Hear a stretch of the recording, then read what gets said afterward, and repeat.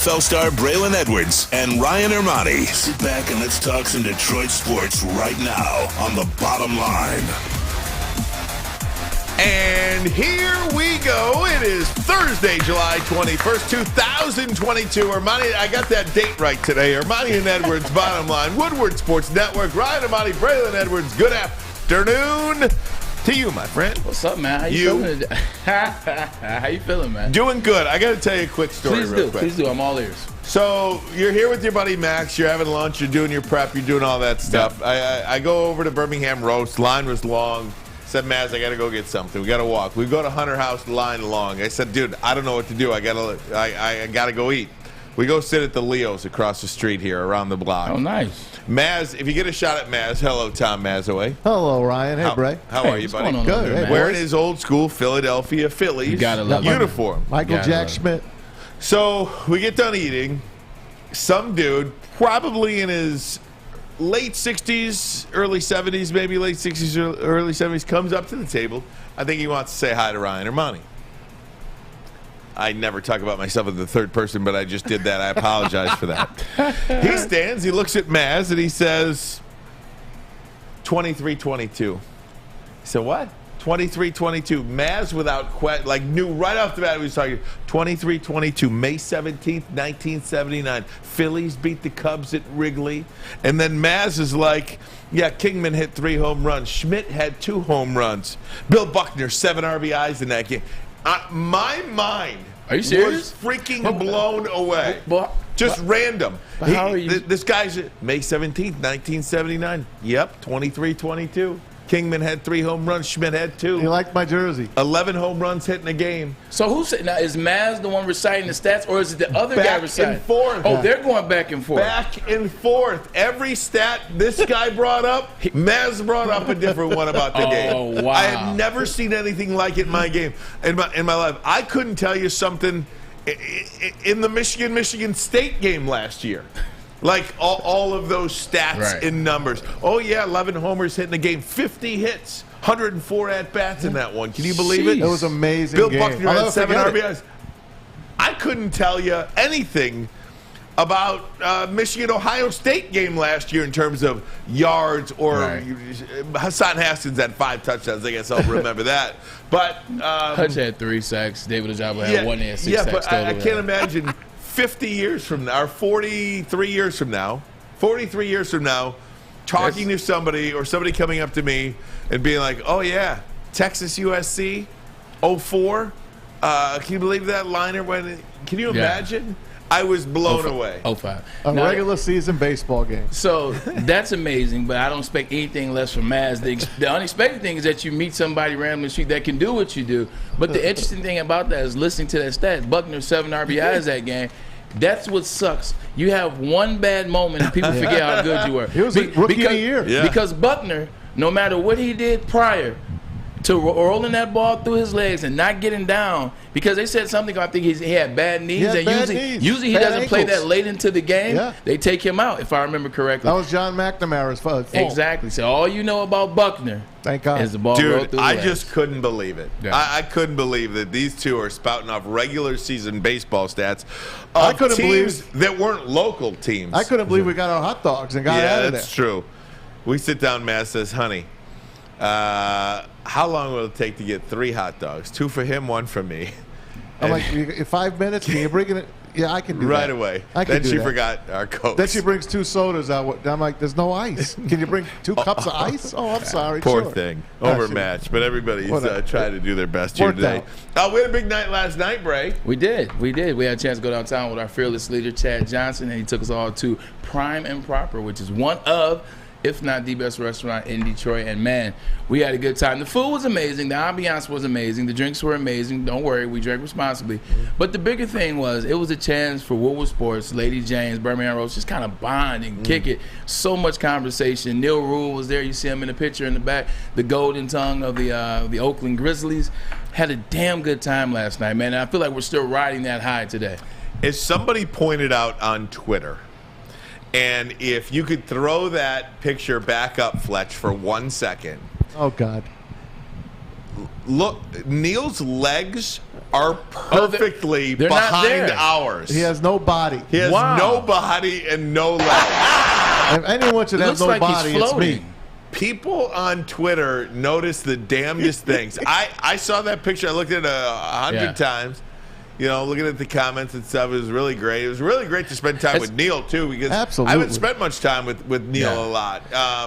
And it was great to spend time with him away from work. Really good dude. Listen to that show, 11 to 1, here on Woodward Sports Network. But that was great. No legs. That was great angling by the individual that took the picture. I remember because Chad looks like he's about 6'3" in that picture. Because I'm clearly 6'4", and Chad's right there with me. So whoever took that picture last night, you did a damn good job. Someone also said, looked like I took you all out, like you were all my kids. That was another thing. That's fantastic. But we did have a great time last night. I got home, and I told my wife, I said, I don't think I laughed that hard in a long time. All we did was laugh. Did you bring your doggy bag home? I did. Okay, good. I told some pretty.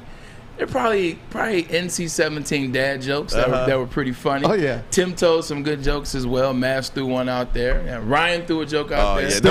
Nobody liked my joke, though. It was good. Your joke was good. We got to talk to some Dave Chappelle. We got to talk about the new Bill Burr special on Netflix. It's just comedy, we were talking about life. comedians. We were talking about movies. We were talking about sports. Only came up one time. I can't even remember. And I walked away from the sports. conversation. Yeah. I think Neil brought up Michigan. I brought up Michigan to get under you your brought skin. Michigan's over-under, and I walked away from it. I was like, here comes Neil saying Michigan's going to, they get 8 wins. I was like, I'm out. Well, he said they got 8 already in the bank. But guess what, Neil? So does every team that's of that caliber. That's so great. Guys, we're going to be talking, big show today. Phil Steele is going to join us, the 28th year of his college football preview. Really the holy grail for a lot of college football fans. His season preview comes out every year, and you used to rush to newsstands to get. Now everything's online, and you can order one that you can get to your house. But nonetheless, I used to love this time of year. Not to cut you off, and I'm actually you're fine. I'm gonna bring some in. Remember this time of year, Maz? You go to you're talking about the stands. You go get Street and Smith's. You go get Nothing Athlon. like it. You go get Lindy's. You go get Phil Steele. Yep. You go get Sports Eye. You would do their Fantasy football. Fantasy football. Yep. Like, I remember going to the stands and leaving because each magazine, each publication was like $7.99. You know what for the Phil's college is now? I preview. think he's $20 now. Yeah. And that makes sense. see what it is. You I would got get it Mel right here. Kiper's Blue Book will come out around that same time. $19.99. Yeah, $20. It's funny because I remember Temporarily out of stock, by the way. Online. Yeah, online. I remember Dad couldn't wait. We would always go to Barnes and Noble, It's which so no longer great. exists, or one of the bookstores, and go grab one. And then it got to my senior year, and I was on all the covers, man. Yeah. And my dad, like, You still got 'em? 100%. I'll Good. bring them in. I'll bring them in tomorrow. Don't ruin them. They're good. I can bring them in. I was going through my magazines, and I found an old NIT program from the Garden. You know who was on the cover? Tim McCormick. Really? I took a picture. I sent it over to him. He started laughing. Really? I'm sure he's got a whole bunch of them, but Good you know, old You should Timmy have him Mack. sign it for it's you. his if he wants it. Yeah. Timmy Mack. I will have him sign it for her, and you keep it. That way he always knows where it's Good at. old NIT. That's right. So we'll talk to Phil Steele. Actually, pretty quick in the next 15 minutes. Also, Scotty G is going to join us. Woodward Bets will try to get you some money out. Pistons win totals are out. Maybe Scotty G will let you know if that's a good play or not over the under the Pistons win totals. But I want to start with the breaking news that happened about an hour ago, Braylon. Kyler Murray, a 5-year, $230 million extension to stay with the Arizona Cardinals. So he's now locked up for about 7 years because he's got 2 years left on the deal, something like that. All these numbers are. Yeah, he's there like 7 or 8 years. Yeah, he's got like 7 years at Supposedly. $260 now Yeah. after this extension. Murray is now the second highest paid quarterback with an average salary of $46.1 million per year. Kyler Murray. Can I say something before you say something? Please, go ahead, brother. $46 million a year, right? Yep. When he was drafted by the Oakland A's as the #1 player a few years back, they tried to convince him to play baseball over football. So right now he is going to make $46 million a year. The payroll of the A's as we sit is $48 million Total. Just a sidebar.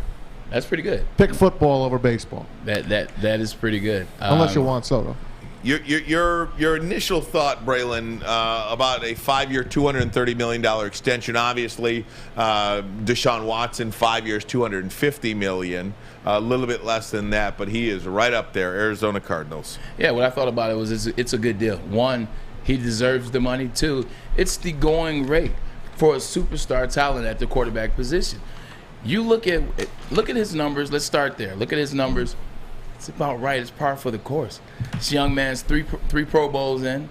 He was Rookie of the Year. And if you just look at the numbers, they've gone up every season. I wrote them down just to make sure I was on point. You look at his rookie year, 37, 27, 64%, 2012. That's 20 touchdowns, 12 interceptions. The next year, 39, 71, 67% completion, 26 and 12.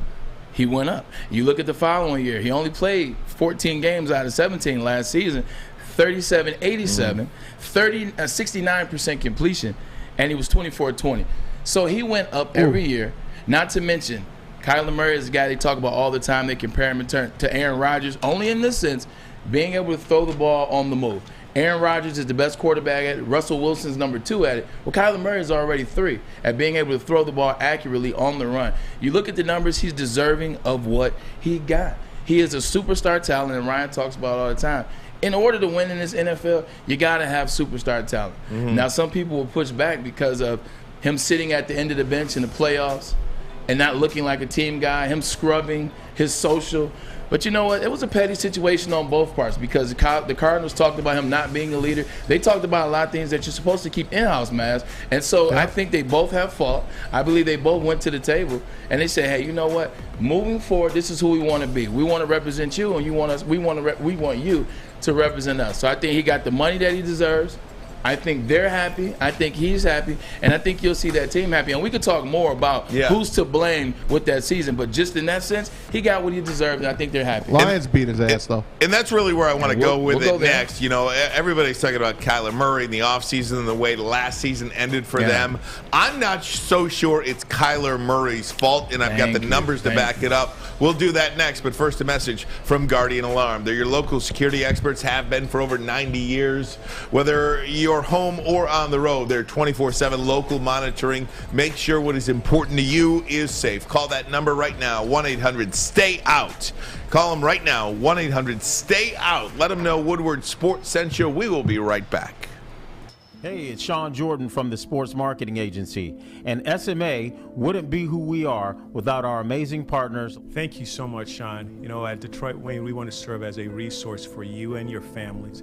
We offer mental health services, substance use disorder services throughout our communities, and we want to be that source and resource within the community. If you or a loved one are suffering from a mental health or substance abuse issue, please don't hesitate to call 1-800-241-4949. New to the game or a season better? OddsTrader.com has everything you need to make the right bet ahead of kickoff. Begin your handicapping journey with OddsTrader. Improve your edge by finding the best price on every game from sportsbooks in your backyard. Take advantage of the numerous sign-up bonus offers to pad your bankroll. Dive into key game statistics, player performance, and even account for the projected game day weather. Best of all, you can use the OddsTrader Bet Tracker to keep a log of your action. Welcome to OddsTrader, and best of luck. We are the network for Detroit by Detroiters. Welcome to the Woodward Sports Network. We'll talk a little college football with Phil Steele coming up in about 10 minutes from now. But really the story of the day in terms of the NFL, it just broke about an hour ago. 5 years, $230 million for Kyler Murray. By the way, if you are watching on Twitter or Facebook, we're going to end those feeds right now. Move you over exclusively to our YouTube channel, Woodward Sports on YouTube. Hit that like button for us. 29,000 subscribers on our YouTube channel. Let's get to 30, man. Let's get to 30,000 before the season starts. By the end of the month. Why not? There you go. Let's do it. I'm down. Let's do that. 30,000 by the end of the month. Spread the word, everybody. Hit that subscribe button. So, Bray, Kyler Murray, I don't believe the end of the last few seasons is an accurate depiction on him. Because there's somebody else that's got a track record. Let me show this to you. Please okay? do. By all means. Kliff Kingsbury is a disaster at the end of the season. Here is his record in games 1 through 7 as coach of Texas Tech and as coach of the Arizona Cardinals. From 2013 to 2021, that's a total of 9 seasons. His record in games 1 through 7, 42, 20, and 1. The rest of the year, 17 and 45. So he is a complete and total disaster. After the first 7 games, he has a losing record in each and every one of the 9 seasons he's been head coach, totaling a record of 17 and 45. Disaster. He's definitely a disaster, and what happens is his quarterbacks take the blame for him. You look at where he was at, and I can add a little caveat to that. Everywhere he's gone, he's had a quarterback that was a stud. And a lot of those games that they're winning because of the stud that the quarterback is. When he was at University of Houston, he had Calvin Cole. He did the same thing. When he was at Texas A&M, he had Johnny Manziel. And then when he was obviously with Texas Tech, you see those stats right there. That's Patrick Mahomes, and then now he has Kyler Murray. He's had stud quarterbacks at every step of the way. So this isn't about him starting off good. This is about them winning those games and the teams they play on. And that's what I look at. When you interview him, he does not seem to take any onus. He does not seem to talk about that. When you watch coaches like Dan Campbell, and I know we want to relate it back to Detroit, and there's far other coaches to talk about, but hell, let's talk about our guy. Dan Campbell takes the onus for bad plays, for bad situations, for putting his team in bad spots. You hear it in the conversations. And coaches, you can tell sometimes when coaches are doing it because they just got their guys back and it wasn't their fault. And then you can tell what coaches mean it. Regardless, they're still saying that. Kliff Kingsbury is a guy, he doesn't want any blame. He doesn't want any blame. He wants to be the young hotshot that we saw during COVID, during the draft, sitting with a new hairdo and a $20 million crib with his feet kicked up, dating models and stuff. He doesn't care about taking the onus, being the real coach. He's not built for that life. And Kyler Murray and a lot of the quarterbacks he had have taken the blunt for that. He looked so lost. The whole Cardinal team looked so lost at the end of last year. And in that playoff game, where they just got ran out of the building. It wasn't even close. You can't really put that only on the quarterback. Nah. There's no way. And I know they were down a running back at that time, and the wide receivers in and out, and now they're going to be without their top wide receiver for the first 6 or 8 games because of the PEDs in Arizona. Yeah. And why do I his name? DeAndre Hopkins. Yeah, DeAndre Hopkins. Yeah. So that's a big one. I think he's got to put up or shut up this year. I mean, what else, man? You can't just rub elbows with Sean McVay and expect us to get passes and get passes. He's got to put up. That record you showed, Ryan. Yeah, that's eye-opening. And that's a pattern over 9 years too, Bray. I mean, that's not just a 1 or 2, even a 3-year sample size. That's a 9-year sample size. And one of our friends on Twitter, Second City Headshots, beginning of college football season is usually easier too, so even worse than it looks. Perhaps, but I mean, you're talking 1-4, 1-5, 0-5. That's a great comment though. I mean, like, it's early on the year. It's like Michigan. Michigan's like Neil hit the nail on the head.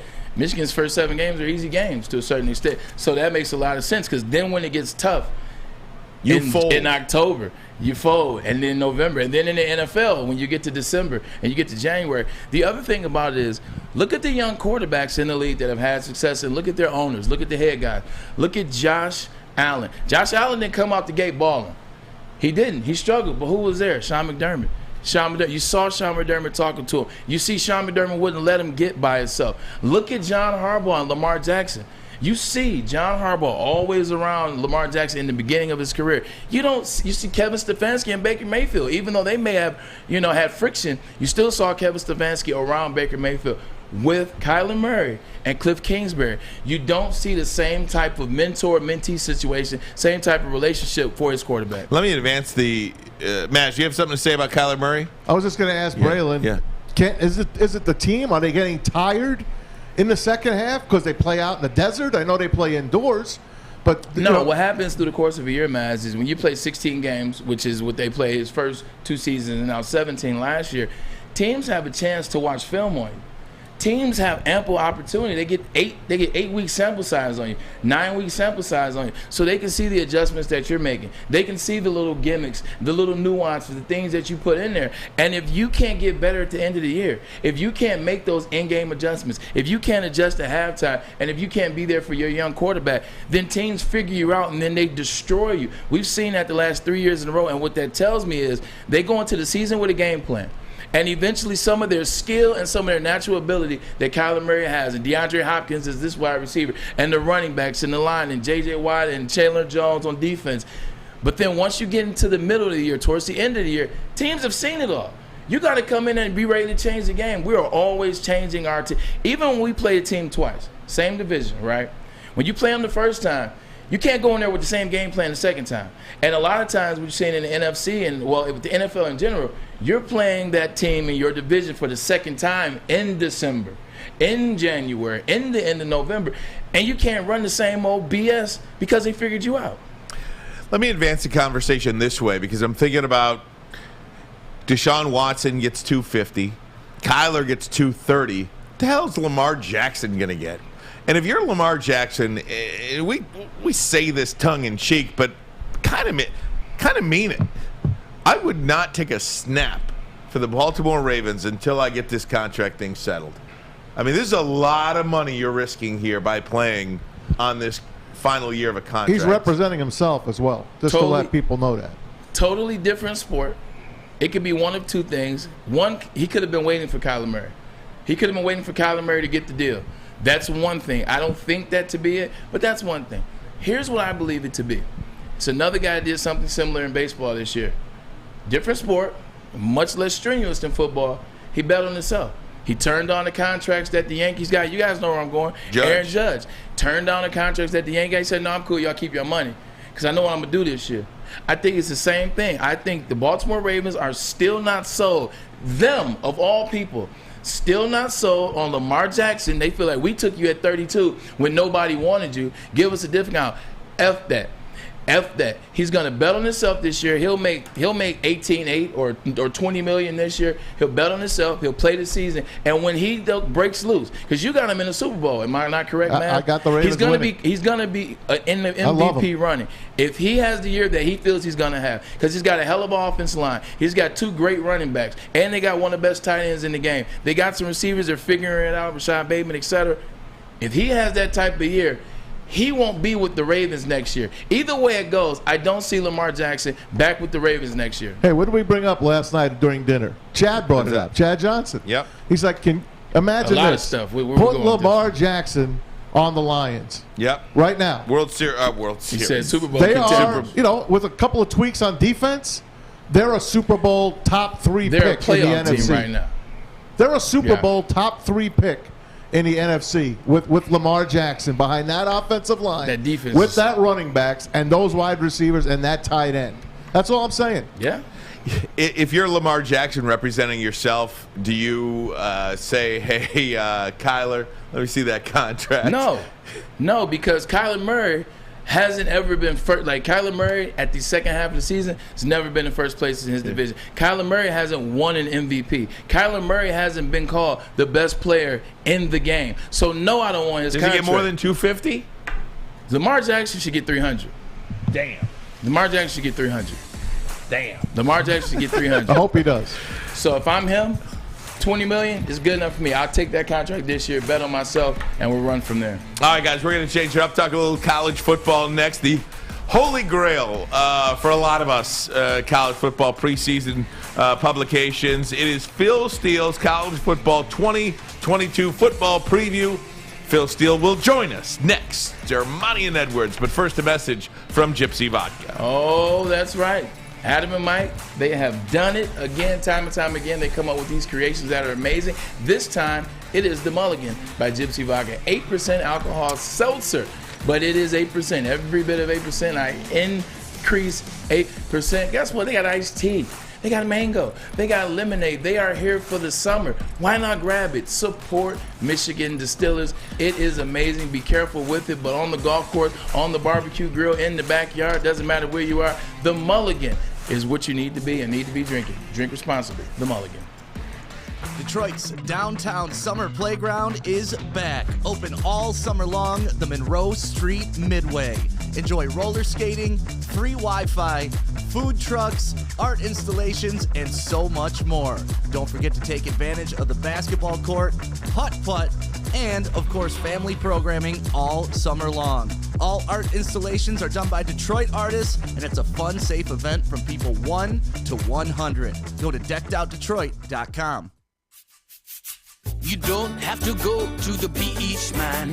You don't have to get your butt crack full of sand. You just need a little chili peppers, man, to get that glowing beach chili peppers tan. Woo! With 26 locations in the Metro Detroit area and more coming, Chili Peppers Tanning is where you'll find the cleanest salons in the D. Join the Pepper Club for the best deals on unlimited tanning. Head to chilipepperstanning.com. You just need a little chili peppers, man. You have an opinion? Make sure it's seen and heard. Corner, jumper. Tweet us, hop on the YouTube chat, slide in the DMS at Woodward Sports on all social media. Academy of Warren is currently enrolling for kindergarten through 8th grade. It features AM and PM latchkey, small classroom sizes, a learning street, a futuristic media center, free breakfast and lunch, Houghton Mifflin curriculum, academic games, and K through 8 athletics. If you want to enroll today, enroll at academyofwarren.net. That is academyofwarren.net. Guys, for so many of us, it is the holy grail of college football previews. Phil Steele has been doing this for 28 years. Over 350 pages of content on your favorite college football teams, on the teams that you hate, on the teams that you want to know about. And he's kind enough to join us now on Woodward Sports Network. How you doing, Phil? Thanks so much for the time, my friend. Hey, I am doing great. How about you gentlemen this afternoon? Good, Phil. Loving life, my friend. Loving life. I'm excited, man. I always read the books. We were just talking about, this time of year, going to the stands to get the books. Phil Steele, Lindy's Athlon. I was excited to talk to you because I was excited reading your pieces back in the day that I happened to be. Phil, do you remember you ever remember writing about Braylon Edwards and the University of Michigan teams back then? Braylon who? No. Of course. Keep me humble. No, of course I do. Braylon was, I believe Braylon was on the cover one year. I'm almost positive. That's right. He was just saying that. I'm bringing it in tomorrow. Was just saying that. In today. I actually just talked to Lloyd the other day. Nice. And Braylon came and played here in Cleveland as well. Yep, 100%, so good, man. Took a chance on a guy from Detroit. Third overall pick, Phil. Hey, Phil, let me hit you right out of the gate because we're a couple of Michigan guys here. You've got Michigan ranked 5th coming in your preseason poll. What do you like about the Michigan Wolverines coming off their first Big Ten championship in about 17 years? What do you like about Michigan this year? Well, I think that the things I like the best, I'll give you 4 items. The first one would be quarterback. I think they've got 2 capable quarterbacks this year. Cade McNamara proved he was a winner, took the team all the way to the playoff, and then you've got J.J. McCarthy, a little bit bigger, a little bit stronger, a little bit faster, a little bit more potential. I think they're really good at that position. Other areas, I'm on the Joe Moore Award Committee, so we vote for the top offensive line in the country. Michigan had the top offensive line in the country last year, and this year I rate them the number 1 offensive line in the country. So that's 2 pretty good pieces to start with. And the third one would be special teams.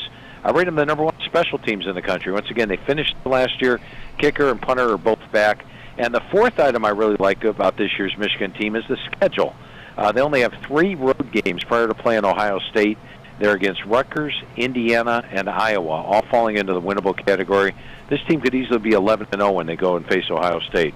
So many people will talk about the guys that they lost last year. Aiden Hutchinson, David Ojabo, Dax Hill, first-round picks off their defense last year. But defensively, this team is going to return a lot of talent aside from those guys. Do you like what they could do on that side of the ball as well? Yeah, to me, it's a little bit of a concern, and the fact they're not going to be as good as last year's defense. Last year's defense, I thought, was exceptional, allowing 17 points per game. You talked about Hutchinson, Ojabo, Hinton, Ross, Hill, Hawkins, Gray, right down the line. That's a lot of talent lost. However, my computer, which projects the yards, rushing yards, passing each year, has them only dropping from allowing 17 points per game to 22 points per game. So not as good as last year's defense, but still a top 25 defense this year. In fact, all 3 units rank in my top units in the front of the magazine. So overall, a good defense, just not as dominant as last year's. Phil, let's jump into another team that also is in the state of Michigan and in the Big Ten, same division as well. Let's talk about the Michigan State Spartans. They lost K9, but they should be improved on the defensive offense. What do you think about them? Yeah, and Mel Tucker did a great job last year getting them there. And they're like, there's some teams that have good fortune and some teams bad fortune. They were a good fortune team last year. In fact, in Big Ten play last season, they were minus 63 yards per game. Generally, if you're minus 63 yards per game in conference play, your record is going to be 3-6 or 2-7, and yet they went 7-2 in conference play. And they had the big comeback against Michigan. They had a couple other fortunate wins during the course of the season. This year, they only have 5 starters back on offense, losing Kenneth Walker, as you mentioned. But they have Peyton Thorne back. They've got a pretty good receiving corps led by Jaden Reed, and defensively 9 starters back, so they'll be improved on that side of the ball. I don't see them matching last year's 11-win total because I've got them an underdog against Ohio State, who walloped them last year. At Michigan, I've got the Wolverines favored, and at Penn State. But I still think it'd be another good year for Mel Tucker, and they'll clearly be right up there behind Ohio State and Michigan in the Big Ten. Well, you mentioned the elephant in the room, so let's get right to them. The number 2 team in the country by most people is Ohio State, the number 1 offense in the country. Last year, Ohio State struggled against Michigan, in my opinion, because of the trenches, offensive line and defensive line. Has that changed for the Ohio State Buckeyes?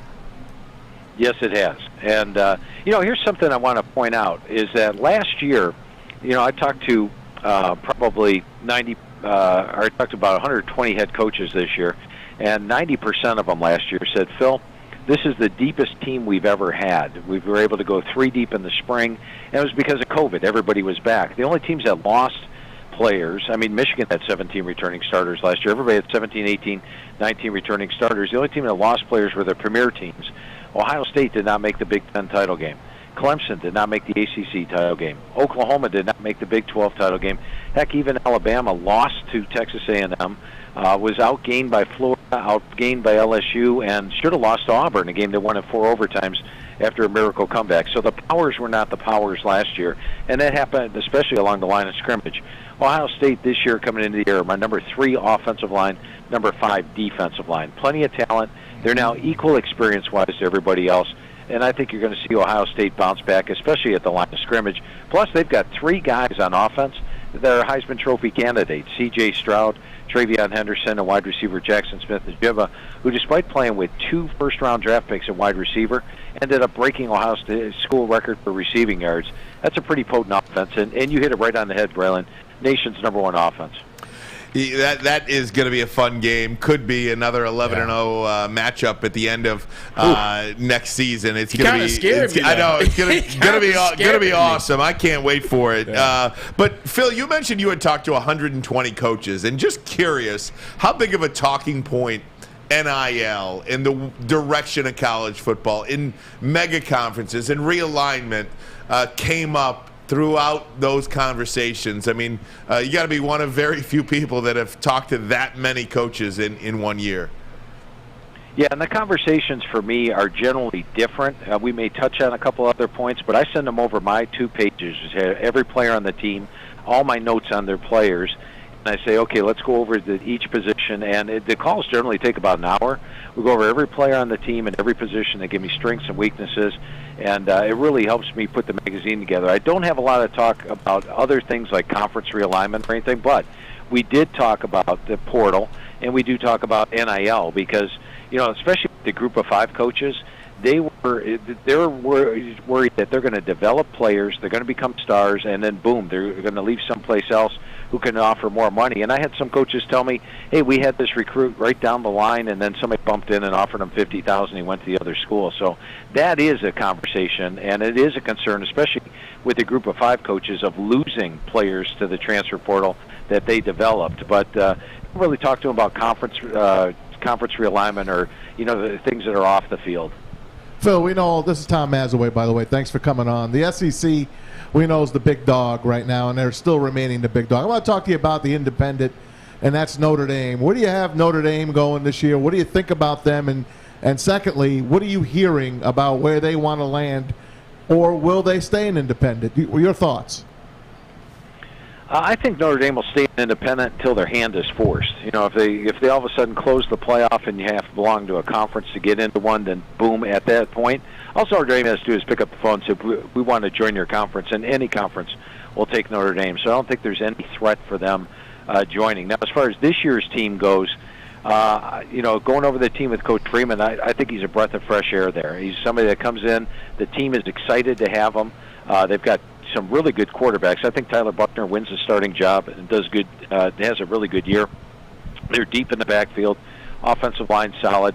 All 8 units rank in my top units, with running backs being the main question, losing a player like Kylan Williams, but they've got talent there. Schedule-wise, they do have to play Ohio State on the road. They play Clemson at home, and they play at USC. But I think Notre Dame's a legitimate top 10 team this year, and I think they're going to give Ohio State a run for their money in the opener.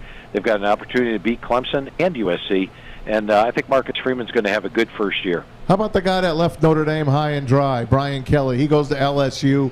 How long before he is putting them on the map? You know, first-year head coaches usually struggle, and I say that because they've got to come in and learn the strengths and weaknesses of the team. The players have to learn new schemes. And they don't have their first real recruiting class signed yet. They do that their second year, because the first year is a leftover of what the old coach had and then what you could put together at the last minute. Now, Marcus Freeman's in a good situation at Notre Dame because he knows the team inside and out. He was there last year as the defensive coordinator. He's not like your typical first-year head coach. However, Brian Kelly takes over an LSU team which basically lost 35 players off last year's roster. In fact, for the bowl game, I think they only had 38 players available. He brought in a whole bunch of transfers. These guys are still trying to learn the playbook, for crying out loud. And they only have 11 returning starters. So I think playing in the SEC West with a rebuilding year, I'm going to cut the slack on Brian Kelly this year and call it a rebuilding year. Maybe 6, maybe 7 wins, but I think things will be better down the future. I think Marcus Freeman has a much better first year than does Brian Kelly. Phil, I got one last question for you. I really have 2, but you know what? I'm going to pick the best one out of the 2. So I know I'm going to be very precious with your time. Lincoln Riley, USC. A lot of people are betting on USC, but I read what you said. You said they got the talent there. They have a coach there, but it remains to be seen and put together in congruency. Talk to me about that, because I got a feeling that they're paying all this money. Something has to give, right? Yeah, and I'll tell you what, this will take you inside the inner workings of how I do the magazine and tell you a little bit about it. With USC, I write the magazine in 3 parts. The first part comes postseason, where I read every article is written about the team for the season, follow all the ebbs and flows, of course, watched every game myself, and then I write the first write-through, which is what kind of shape was the position heading into the year, what happened during the year, and then what kind of shape are they heading into this year. And at that point, I had USC middle of the road in the Pac-12 South. They only have 11 returning starters. They have a first-year head coach. I had major question marks with USC. Then the second write-through is after I get the freshmen in and we get some transfers coming in, and I rewrite it at that point. And then the third one is after talking to the head coach. And ironically, I talked to Coach Riley the day they signed Jordan Addison, the Biletnikoff winner. So now all of a sudden, in the third write-through process, which is post-spring, they've got Caleb Williams at quarterback, who is his quarterback at Oklahoma, knows the offense, and is a Heisman candidate. They've got Mario Williams at wide receiver, who is my number 2 rated receiver out of high school, comes over from Oklahoma and knows the offense. Travis Dye, a 1,000-yard rusher from Oregon. Jordan Addison, who's the Biletnikoff winner, for crying out loud, at quarterback. Oh, yeah. My question was on the offensive line, and Lincoln Riley said he really likes what they have there in top-end experience, and he didn't expect to inherit that much talent. That had me better about the offensive line. Defensively, they brought in like 11 transfers, including Shane Lee, who started 13 games at Alabama as a freshman. Now I went from having the middle of the road in the Pac-12 South to a contender, and they went all the way up to my number 1 most improved team in the country. I think they go from 4-8 to double-digit wins this year. Incredible stuff. Phil Steele joining us on Woodward Sports. Phil, final question. Your top 5, Alabama, Ohio State, Georgia, Clemson, Michigan. You've got Clemson back up there. Do you see Alabama, Ohio State, Georgia, 1, 2, 3, and then a bigger drop-off there, 4, 5, 6, and everybody else? Is it still Alabama, Ohio State, Georgia, and everybody else? I think it is this year, yes. In fact, I've got Bama double-digit favorite in every game. I've got Ohio State a double-digit favorite in every game, and I've got Georgia a double-digit favorite in every game. Clemson, I've got a toss-up game against Notre Dame. I rate that one even. And Michigan, I've got, as Vegas does, a double-digit dog to Ohio State on the road in Columbus. So I think you're looking at those top three, and you're saying they lose a game this year. Meanwhile, you come into the next level, and it's one game is a question mark during the course of the season. But Vegas agrees with me. They've got the top three as prohibitive favorites. Get it today. Phil Steele's College Football 2022 preview, exclusively available at Barnes & Noble's right now because it's out online. It's gone. Everybody bought him up, Phil. Everybody bought him up. Can't get enough college football, my friend. Thank you so much for the time. We certainly appreciate it here in Detroit. Yes, Thanks, Phil. Thank you. Hey, a lot of fun talking football with you guys today. Appreciate it. Amen to that. Can't wait. Thanks, bud. That calendar is almost going to turn to August. We're going to be ready to go. I cannot wait. Back now. Flipping the page. What do I always say? Vegas knows. Yeah, he did. Phil knows. Yeah, right. No doubt. I mean, just the pure access to 120 coaching That's a lot of work, man. Right? That's a lot of work. That is incredible stuff. He did mention Notre Dame and conferences. They are seeking a $75 million deal with NBC. Maybe that annually keeps them a little bit insulated there as an independent. The ACC says, I don't think we're going to expand. I don't think we're going to lose anybody. They like their 15 teams. We'll see where that goes. And we are going to play trivia. Yeah. Braylon's trivia. So we got a lot coming up. We'll do it all next. But first, a message from MyBookie. That's right. MyBookie. Baseball's back on it today. You got the Tigers and the Oakland A's playing a doubleheader. How about the Yankees and Astros doubleheader today? A couple other games on the docket as well. Get on MyBookie right now. Use the promo code Woodward. They'll double your first deposit all the way up to $1,000. MyBookie and Woodward. What a perfect combination. Bet anything, anytime, anywhere with MyBookie. If you have a gambling problem, please use the Michigan Problem Gambling Hotline, 1-800-270-7117. Hi, my diamonds. It's Crystal with an X. You want to get hot and perfect like me? Here's my super easy routine.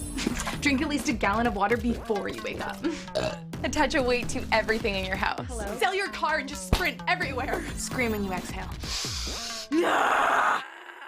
Don't follow Crystal with an X. Do your own thing at Planet Fitness with tons of equipment and free fitness training in our clean and spacious clubs. Join now for just $10 a month and cancel anytime. It's Feldman's Carmageddon. We're putting an end to high prices. The 4-day super sale starts today. Be the first to shop thousands of used cars, trucks, and SUVs. Hurry in while supplies last. Make sure you're listening to Woodward Sports all day long. Start your morning with the Morning Woodward Show. Spend middays with Big D Energy. Watch and listen your drive home with the Bottom Line. And don't forget about Woodward Bets Daily. All live, all right here on the Woodward Sports Network. All right, Woodward Sports Network. Ryan Ermanni, Braylon Edwards, Tom Mazawey, Fletch and Flannel here. Brett, that was really good. I will tell you, as soon as you mentioned USC, man, he got excited. He knew, man. He knew. And I knew that would be an exciting point for him because it's an exciting team. You talk about Caleb Williams leaving Oklahoma, Lincoln Riley leaving Oklahoma, Jordan Addison coming there. You talk about they had some transfers that came over from, well, not transfers, but guys they put, transfer portal guys that came over from Georgia as well as Alabama. So I knew that would be a good talking point for him. But just the way, let's take a step back and give Phil Steele some credit, because a lot of times you see these publications, you see Mel Kiper, you see Todd McShay, and everybody asks these questions like, well, what do these guys know? Like, what do these guys know? They're biased. They're this. No, these guys do homework. These guys do research. Did you hear what he said? He said, I've written every article about them once the season ended. That's only one team. So there's a lot of validity, it's too much validity in what he says. I was okay with everything he said. And even the one that I know everybody's going to say, oh, did you hear that? Ohio State, Michigan, double digit? Yeah, it's Columbus. If you look at Michigan's track record over the past 20 years, Drew Henson was the last quarterback to win in Ohio State. How long ago did Drew 2000. play? So you have to be okay with that. It's Columbus. Michigan hasn't won in Columbus since 2020. They are a much improved 2000. I meant 20 years. Yeah, 2000. And they're a much improved team in the realm that I asked about. offensive line, and defensive line. So I don't have a problem with that because I know this. That number will drop as the season goes on. One of the teams I'm intrigued with on his list is Clemson. He's got them number 4 here and is right up on them. Getting back to the playoffs depends on DJ Uiagalelei. Uiagalelei. I could never say his name. Living up to his 5-star pedigree at quarterback and giving his offense the second worst ACC offense a year ago some life. Elite defensive unit, but it's the offense, the second worst offense in the ACC last year. That is unheard of. Every once in a while you have drop-offs like this for schools in Notre where they've had so much success and you're just waiting for it. Because if you continuously have guys at schools that aren't ready for it, Alabama is built for it. Georgia's built for it. Oklahoma's built for it. Notre Dame is kind of in a situation where they're built for it. Ohio State is damn sure built for it. But teams that come out like Clemson, when they came out firing in 2015 to 2021, you expect the drop-off when you start to have all these guys leaving early, all these guys leaving after their junior year, guys transferring. Eventually, you're ready for that drop-off, and I think last year is the drop-off for them. They lose Trevor Lawrence. They lost Deshaun Watson 3 years previous to that. They lost the defensive line. They lost a ton of offensive weapons. So sometimes you have that drop-off year, and I think last year was Clemson's drop-off year. But trust me, with the transfer portal and the guys that he's added, talking about Coach Dabo Swinney, heard him talk. I told him about his confidence. And DJ, you got me missing him now. Uiagalelei, you got him excited. He was excited. So I think this will be a much improved year for Clemson. Drop-offs like that happen. Yeah. Michigan's seen it. Texas has seen it. Florida has seen it. Sometimes there's only about 4 teams that can rebuild and rebuild. And that's going to be Georgia. That's going to be Bama. That's going to be Ohio State. That's going to be Oklahoma. I just don't think you can be as bad as he was the last 2 seasons. DJ Uiagalelei. Uiagalelei. Thank you. Yeah. Uiagalelei. He just has looked so bad. There's not even flashes. I mean, even when he took over for Trevor Lawrence, you give him a break. Lawrence was out injured. You give him a break. He's thrown into the fire there. Not great. Comes in last year, full training camp, full season, and just looked so bad. I guess what I'm trying to say is I don't believe you get to be really bad to great. I think you get to be really bad to decent, and you can go from good to great, but I don't think you go from that bad to that great make any difference there for Clemson, in my opinion. But you also got to look, Ryan, you got to look at what came before him. You got to look at Deshaun Watson should have won a Heisman. I want to say his second year. The year after they lost to Alabama, they came back. Deshaun Watson could have won the Heisman that year. Then you look at Trevor Lawrence, what he was able to do those 2 years. So you're expecting that level of quarterback, but then you're also forgetting the talent that they have with them. You're forgetting the Mike Williamses. You're forgetting the Travis Etienne. Travis Etienne was such a good running back, arguably the best running back in ACC history. He is stat-wise. So when you lose that type of talent, but then you plug in a quarterback that's supposed to fill those guys' shoes, but he doesn't have those guys' weapon or offensive line, it takes a second. And you hit those bumps in the road early on, and you got to respond from them. So I think you give him a full year this year. Now he has some talent. Don't forget, they still finished 8-4. They still finished pretty strong in that ACC division. So give them some time. I think he'll have a much better year and surprise you. Maz asked about Notre Dame. I want to get to that top of the hour, but next I want to have a little fun. Can we change it up for a second? Let's do it. I want to play a little trivia next. Can we play a little trivia next? Let's do it. Let's play a little trivia next. So we'll have some fun. And we'll do it next. Ermanni Edwards. But first, a message from SMA. The Sports Marketing Agency helps spread awareness about mental health and substance abuse. You heard we had Spencer Haywood in the studio yesterday, and he talked about substance abuse. He talked about mental health.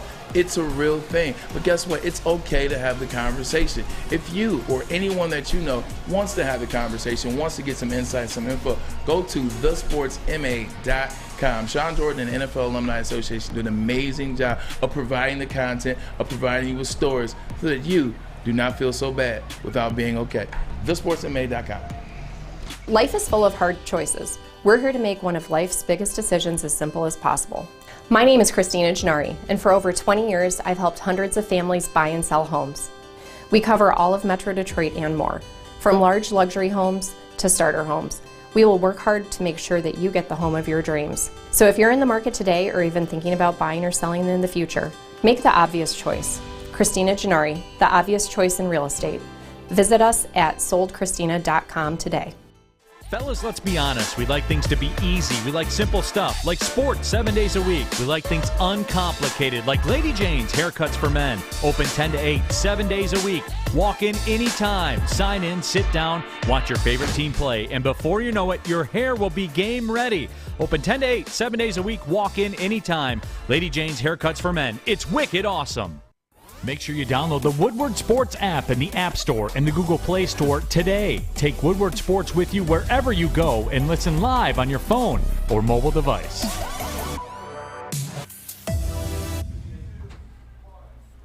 Get a free Woodward Sports t-shirt. Ribbit. That's right, a free Woodward Sports t-shirt all month long at Big Frog in Novi. Just stop in, tell them we sent you, and they will print you one on the spot. So go to Big Frog Novi today and get your free t-shirt, or visit them online at bigfrog.com/Novi. That's bigfrog.com/Novi. Big Frog Novi. Ribbit. Hey, if you're watching on YouTube, hit that like button for us. Subscribe to Woodward Sports, our YouTube channel. We're going to have a little fun now, Bray. This is your deal. Let's do it. Let's play a little trivia. You know, when you were out a couple weeks ago, try to find a way to fill slots, man. You say, you know what? Let's play trivia. Everybody likes to play a little trivia. And you know what? It went over well, and you yourself were like, I want in on that. So guess what, Ryan? You can get in on that. Are you ready? Here we go. For trivia. We're going to have some fun with this one. This one is all Michigan, Michigan State, and then the 4 major teams in the state of Michigan. So I got 6 teams to deal with. You should dominate this. You got 6 teams. You got 6 teams to deal with. Do you know how to play? I read off some stats. Okay. You got to name that person. That's how we're going to play this one. Name that person. Okay. First person to throw their hand in the air, you can answer the question. Okay. Including Sam Flannel, the champion. So he's the champ. You can wait to the end, or as soon as you hear one, you can get it. You guys ready? First one on the board. This Detroit Tiger, 5-time All-Star, was 1978 AL Rookie of the Year, 3-time. Maz has hand up first. Rick Leach. No. Detroit Tiger, Ryan. Lou Whitaker. Sweet Lou. I see Maz gets nervous in trivia game. Sweet Lou Whitaker. There he is, right? Michigan. August 6th. I said Michigan, Michigan State, and the 4 sports teams. Okay. See, I put the Tigers, I put baseball, Michigan. Sweet Lou. Sweet Lou. Number 2. Did you see what Rogelio, by the way, tweeted out Lou Whitaker's homer off of Doc Gooden in the 1986 All-Star game. Oh, yeah. That was sweet. On an 0-2 pitch. Sweet. There's a moment. Remember, he had to bring his own uniform. He forgot his uniform at home. They had to put a replica uniform on him for that one. Even the crowd there was chanting, Lou. See, that's why I love these games, because it takes you guys back. You ready for the next one? Yep. Number 2. This 7-time NBA All-Star, 5 with the Detroit Pistons, was 1995 NBA Rookie of the Year, and to this day has the best pass in the NCAA Finals championship game ever. Grant Hill. Grant Hill, there you go. Put him on the board. Ryan Ermanni is on the board. Baby. We need some dings, Sam. We got to get some dings. Here we go. Probably can't do the both at the same time. Yeah. All right. Yeah. I'll do the ding, ding, ding. Great system. Number 3. This Michigan native and 3-sport star is the first wide receiver to win the Biletnikoff in the state of Michigan. Ryan Ermanni. Braylon Edwards. It is not. Baz. Kirk Gibson. The Biletnikoff wasn't even out during that. Anthony Carter. Biletnikoff wasn't out. You guys give up? Why? We lost. Put the picture on the board there, Fletch. It is none other than, rest in peace, Charles Rogers. Charles Michigan State's Charles Rogers. 68 His catches. junior year, 1,407 yards, 7th pick overall for the Detroit Lions. How about Gibby? He was the first one to win it. There was no Biletnikoff Somebody back help then. Gibby. The Biletnikoff first year was 1994, and it was won by Bobby Ingram out of Penn State. Look at that. Number 4, here we go. This Swedish NHLer was a 1-time All-Star, 1-time Cup winner, 7th-round draft pick in 1999, and he won the Smythe in 07-08. Who is that Red Wing? Pavel Datsyuk. It was not Pavel Datsyuk. I got it. He's a left winger. 1999? It was not Holstrom. He was drafted in 1999. So repeat the question. This left winger, Swedish left winger, the Detroit Red Wings, NHL 1999 7th-round draft pick, was a 1-time All-Star. He was a 1-time Cup winner, And in 07-08, he won the Smythe Trophy. Johan Franzen? Henrik Zetterberg. It is indeed Henrik Zetterberg. There we go. It's one of my low-key faves. See, I'm trying to get you one that You're doing great, man. I thought he said Zetterberg, didn't he? No, he didn't say Zetterberg. He said Datsu. He said Pablo Datsu. So, did you guess it? So you get no points on that. No. So, Ryan, you're still at I got 2, 2. 0, and 2, 0, and 1. No, 0, 0, 2. Here we go. That's me, baby. Number 5. This Detroit Lion, undrafted wide receiver out of Penn State in 2002, made the All-Pro Pro Bowl in 04. Ryan Ermanni. Eddie Drummond? Eddie Drummond, you're on the board again. Eddie Drummond. Let's go. Don't mess with me about the line. teamer, too. I used to hang out with Eddie Drummond a lot. Really? A lot, yeah. You thought that was the one that was going to get you. Yeah, for real. I thought that would have been one. You thought that one was the one that was going to get me. We'll see what you guys got for this one. Who is Michigan's all-time leading single-season rusher in history? It's single season. Denard Robinson. No, it is not. Ryan Ermanni. Well, I think the natural one would be Mike Hart, but I think it's Chris Perry. Most yards in the season. Stan Edwards. No, it's Tim Biaka-Batuka. There it is. Damn. In a season? Damn. Biaka-Batuka. I was at the 395 game. 313. 313. 1,887 yards. Shamunga Biaka-Batuka with No an points. amazing season. There you go. No The points. 395 game. That's right. Yeah. Oh, yeah. Man, you guys, I told you it's going to be tough. You're good. All right, here we go. Isaiah Thomas is all-time. Zeke. I know it. I know Zeke's this. number 1 in all-star appearances for the Detroit Pistons with 11. Who is number 2? He's a 6-time all-star. He was a number 1 overall pick. Bob And he's Lanier. You didn't raise your hand. Oh. LeDauber. Okay, you get the point. Yeah. You got to raise your hand, sir. Sorry, I'm pal. raising it. You got to Sorry, raise your pal. hand. Bob Lanier, we had on Spencer Haywood yesterday. He talked about Bob Lanier. I thought it was unfitting. And this is an appropriate picture because if anybody ever saw the movie Airplane, Kareem Abdul-Jabbar says, "You tell your old man I go up and down the floor with Lanier every night." Dragging on me. That's a great movie, by the way, because he brought out Kareem's sense of humor, and it actually helped him later in life. All right, here we go. Number 8. And he kept the goggles. He did. Number 8. This college basketball player, state of Michigan, obviously, 11-year NBA career. He was a national champ. He was first-team All-Rookie his rookie year in 2001, and he was Big Ten Player of the Year in 2000.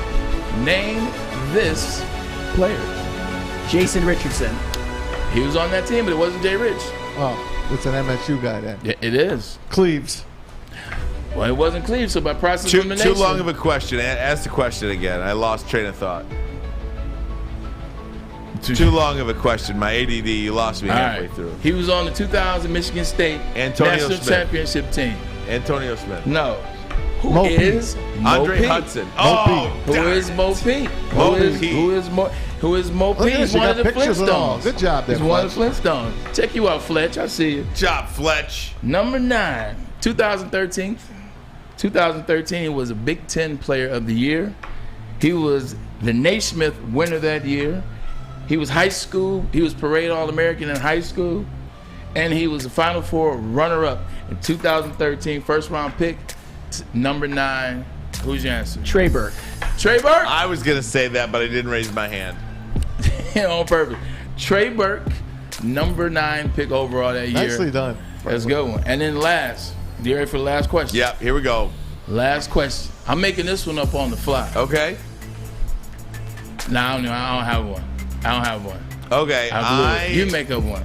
I will give you one last question. All right. Who? I told you it's hard on the fly. It is on the fly. I can't think of a trivia question on the fly. Who's But the it's very all-time good. winningest head coach at Michigan? Football. Bo Schembechler. No, Fritz Chrysler, isn't he? See, that's why I asked that question. I don't know. I'd have to think about that. I don't Nicely even know. done, Braylon. Good job, Bray. It's Bo Schembechler. You got it right the first The time. timing was spectacular. Congratulations to Ryan. Ryan Ermanni with the win. Big win. Absolutely. Thank you. Bigly. Eddie Drummond locked it up for you. Eddie Yeah, Drummond. guys, there's a couple of different stories I want to get to in the next hour. One, Notre Dame. I teased that. 2, Pat Narduzzi, head coach of Pitt, Yeah. is losing his mind.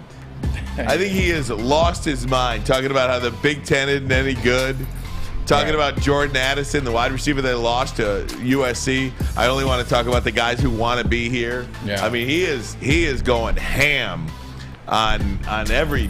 I go ham too if I lost my best player. So we'll talk about both that. my best players. And also, Pistons Vegas win totals are out, 27.5. We'll talk over under. Where do you expect them to be? I thought that was pretty low.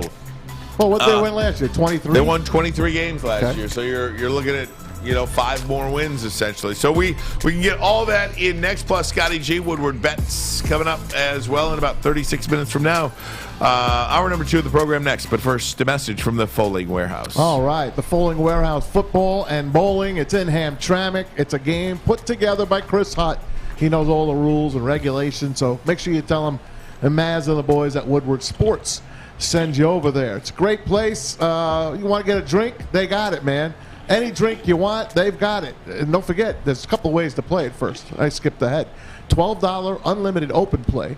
That's one way to play. Another way is you got your own private lane reservation. 10 or 12 people on a lane, and it costs $120. You got it for 2 hours, so it's less than $10 a person. Any beer you want, because they got over 100 beers to offer, plus the $2 mystery beer machine. Bring your own food in, or even have it delivered. They don't mind. Plenty of room. Enjoy it. Get your Foal on. For more information, it's foalingwarehouse.com. It's a great day to get some Centron in your life. Okay. There it is. Centron. Here we go. Got to grab the cranberry. Oh, wait. It's 2 for $4. Got to double up with the classic as well. Centron World, baby. Centron, available at select Krogers. And if you want to know how, go to @CentronWorld.com. You get dope like me. You know what?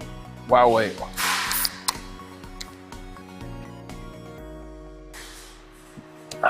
Great taste, guaranteed.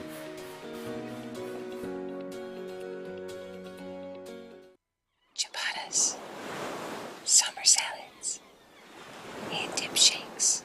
All at Big Boy. Try a chicken club, chicken cordon bleu, or sunrise ham and cheddar. All on our grilled ciabatta bread. Or keep it light with our Michigan apple, chicken Caesar, or Greek salad.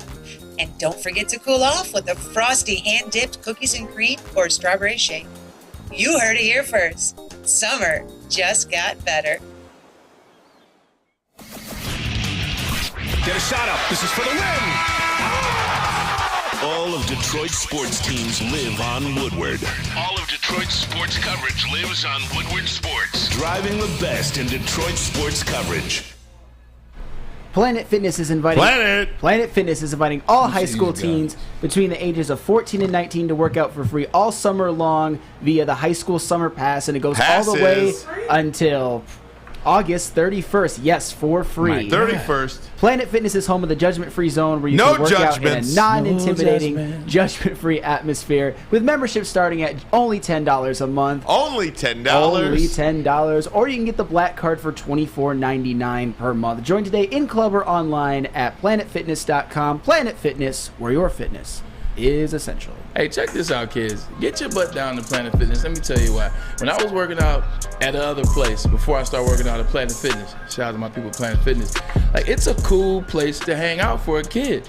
You have gym, you have workout, you have food bar, you have bar, you have all types of things to hang out with other kids your age. It's a safe place, it's a fun place. There's air conditioning, man. It's a cool place to go. And parents trust Planet Fitness. Parents trust the workout, the gym space. So if I was a kid that was in between the ages of 14 and 19, I would have my butt at Planet Fitness at least 2 hours a day. Safe way to meet new friends.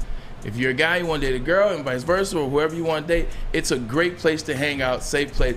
Go down to Planet Fitness. And oh, by the way, you can work out and get in shape. And if you're outside of that age range, it's only $10. There it is. There it is. I want to bring up this. Notre Dame seeking $75 million annually from NBC, a way to stay independent. Currently earning $22 million a year. The Fighting Irish have another potential option, which is joining the Big Ten or the SEC. I think they get totally just destroyed in the SEC. I don't think they want any part of the Southeastern Conference, and maybe That's one big final FU to the Big Ten. Right. Because they've been telling the Big Ten FU for the last 50 years or so. But who are they running from in the before you finish, who are they going to run from in the SEC? Now, obviously, Georgia and Bama, 100%. And you would have to see them once a year, or you have to see them every other year or whatever. But other than that, what are you running from? Oklahoma? Well, Texas? here's Florida? why. Here's why I say that. 5 years ago, 3 years ago, I would have been fine with it. Now, dude, I mean, these SEC teams, Texas A&M, Alabama, Georgia, Arkansas, Mississippi, Tennessee, Auburn. Right. Notre Dame is not going to be able to compete with what those other teams do NIL-wise. I mean, unless Notre Dame wants to get their hands a little muddy. Okay, I can, you know what I mean? Because I can give you that. If Notre Dame wants to stay above board, quote unquote, and for lack of a better phrase, use a Jim Harbaugh phrase, if Notre Dame wants to stay as a transformational, not a transactional university, and I know that's a Michigan thing, but I think it's a Notre Dame principle as well, then they can't go to the SEC and compete. They just can't do it. I agree with some of that, but at the same time, they're offering something that a lot of those teams don't have. They're providing that tradition. Do kids care about that anymore? Well, let me finish. No. But at the same time, some do. And they also provide a young black head coach, a coach that looks like these players that are playing in the SEC. So I think you bring that down there, a young black head coach that knows what he's doing. He played at Ohio State. He coached in the NFL, played in the NFL. You bring that down there. You bring the tradition of the Golden Dome, which just got rated the #1 brand of football ever, whatever. They're #2 behind us in terms of wins. But I think you bring that, you add something that they've never had down there. So I think you can add that caveat. Not to mention, they've been relevant in the playoffs, in the national championship hunt for the better part of the last 12 years. So I think you bring that, and maybe you find a way to tweak the NIL system. I'm not scared of Arkansas. I'm not scared of Tennessee. I'm not scared of Texas A&M. I'm not scared of Texas. I'm not scared of any of those schools. Now, I am scared of Georgia and Alabama. What about LSU? I'm not scared of them either. You just heard what Phil Steele said. They're so far behind the 8 ball, but they have money, so they can get back close. I just wouldn't fear it as much. Notre Dame and to the Big Ten makes more sense, but I was just saying I don't fear the SEC if I'm Notre Dame. I think they could probably just FU to everybody, and NBC will pay them. Well, they're getting $22 million now a year, and they're asking for $75. I don't know if they're going to get $75, but they'll probably get close to that, and that could keep them afloat for a long, long time. But the question for NBC, is it worth it? Well, yeah, is it worth it? And would you get the games? Because again, and I mentioned this the other day, if I'm a Big Ten school, I'll take Michigan or Michigan State, for example. I've got USC, UCLA coming to the Big Ten, and God knows who else. Yeah. Why would I schedule Notre Dame out of conference? I'm not scheduling them. Why would I add another hard team or another that's a silly way to say it. No, I get but why what am I adding Notre Dame? You gave me the middle finger. You don't want to join my conference, but you still want me to play you? Because Notre Dame is still a brand and they're still operating at extremely high level, and they bring NBC if you play down there at South Bend. I'm telling you, like Notre Dame in terms of why would you still schedule them? Still Notre Dame. When you look at a schedule, let's say whatever team you are, when you look at your team schedule and you see Notre Dame on there, yeah, that's a circle. I'm going to that game. I can't wait to watch that game. If I'm Indiana or Minnesota or Northwestern or something like that, fine. But if I'm Michigan, Michigan State, Ohio State, I'm not messing with Notre Dame. But Notre Dame is that big win. Notre Dame plays Ohio State this year, mind you. Notre Dame is that huge brand. It's that good ball team. They have NBC, a lot of backing with them, a lot of history. They're relevant every year. And, oh, by the way, it's a lot easier than playing Georgia at the beginning of the year. It's a lot easier than playing Alabama or LSU, to your point, or even Tennessee, who's going to have a resurgence. You pointed that out a couple months ago. It's a lot easier than playing one of those teams, playing a team you know you can beat, but you know brings that element, that cachet with them. Now, these Big Ten teams are getting paid big. They're getting more money than anybody ever imagined in their lives. They're working on a multi-billion-dollar deal. Yeah. I mean, you're talking USC and UCLA are getting $100 million to join the Big Ten just on the TV deal alone. So USC, UCLA, Michigan, Michigan State, Ohio State, they're all getting $100 million to play in the Big Ten. Notre Dame is going to take less to stay independent if they have their way, $75 million. But Notre Dame keeps all of theirs. Like the other teams, you got to share it. No, you don't. They're getting $100 million. Yeah, to come in. Then what happens after that? That's part of the TV deal. Yearly. But each Big Ten team will get that. team. Every year. Okay, they'll get that, but all the other money they get that they have to share with the rest of the 16 or 20 teams in the Big Ten now. If Notre Dame gets $75 million, they sacrifice $25 million that the other guys are getting. But how much money do they make on the back end and just their rights, just their money, just their bowl stuff when they go to a bowl game, when they go to a national championship game? Oh, when all that stuff, like the bowl games and stuff like that, they probably share. I don't know how that works now. But you share it amongst the conference. The only team that doesn't share anything, it's Notre Dame. But I'm just talking about purely the TV deal. But if the Big Ten gets 10 teams in a bowl, that's 10 teams sharing all that money. So they're still making out. Yeah, but you're sharing. But you're sharing that money amongst 16 teams. So like if you're Michigan and you made $22 million last year or $25 million for the Orange Bowl against Georgia, $25 million 15 ways is a lot different when you split it up that way. I don't know. If you're Notre Dame and you play in the Orange Bowl last year, because they played 2 years ago they played in the playoffs, $24 million with one person is $24 million. Yeah, I don't know how that would be restructured. It wouldn't be in today's day. Working on these multi-billion-dollar television deals, because again. It's almost like a measly dollar amount, even if it's $25 million, right? I already got $100 million this year. Whether you get $10, $12 million for playing in a bowl game, I mean, yeah, sure. I don't want to say it's measly money, but I mean that big nut is the.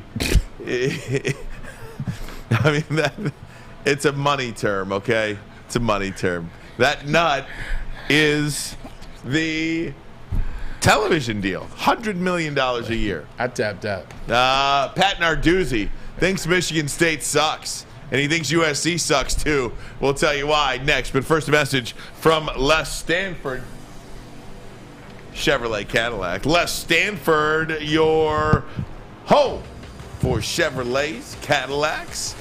No secret, new cars are hard to come by, but they are available at Les Stanford. We will be out at Les Stanford on Wednesday, July 27th. Next week, we'll be broadcasting live as they have and debut the new 2023 Corvette Z06 on hand. Take pictures with it. Come on out. Invite your friends. Say hello to us.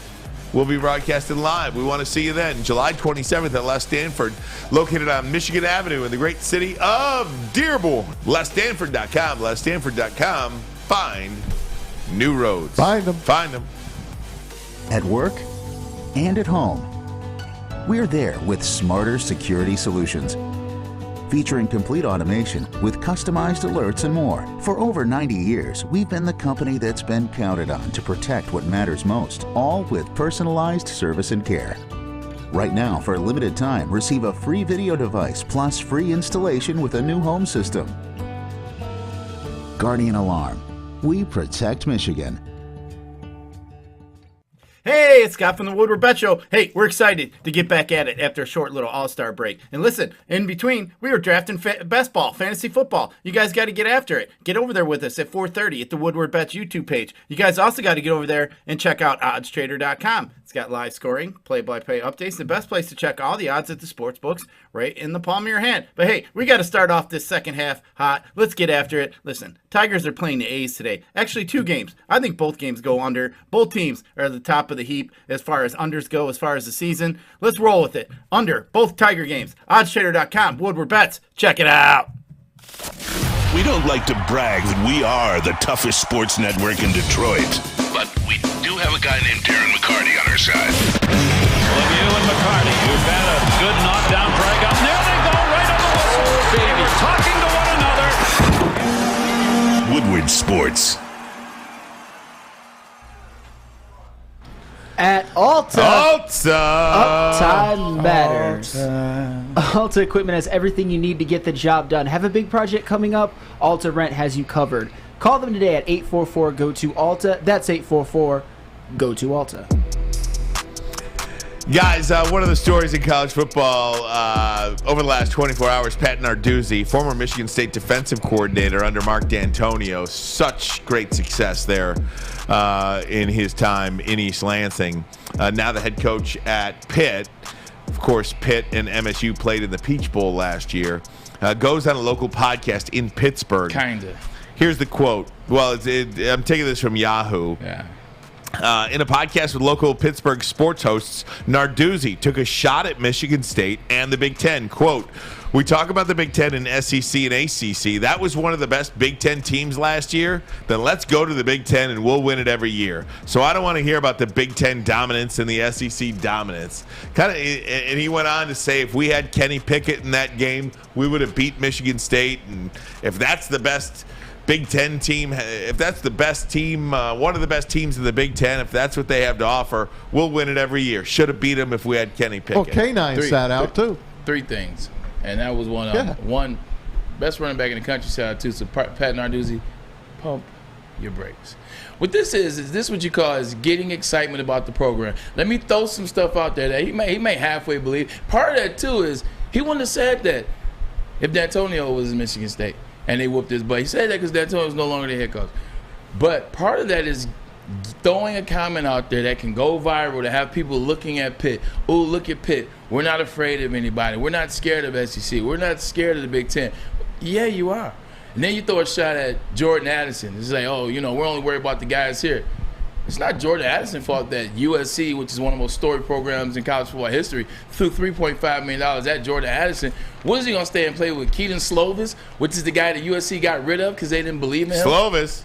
Is that what they're going to do? I love it from the standpoint. Get your boys riled up. Get Pitt riled up. Get those guys riled up. You know what I'm saying? Get the Super Bowl champ, Aaron Donald, riled up. Maybe he'll throw some money back to the school.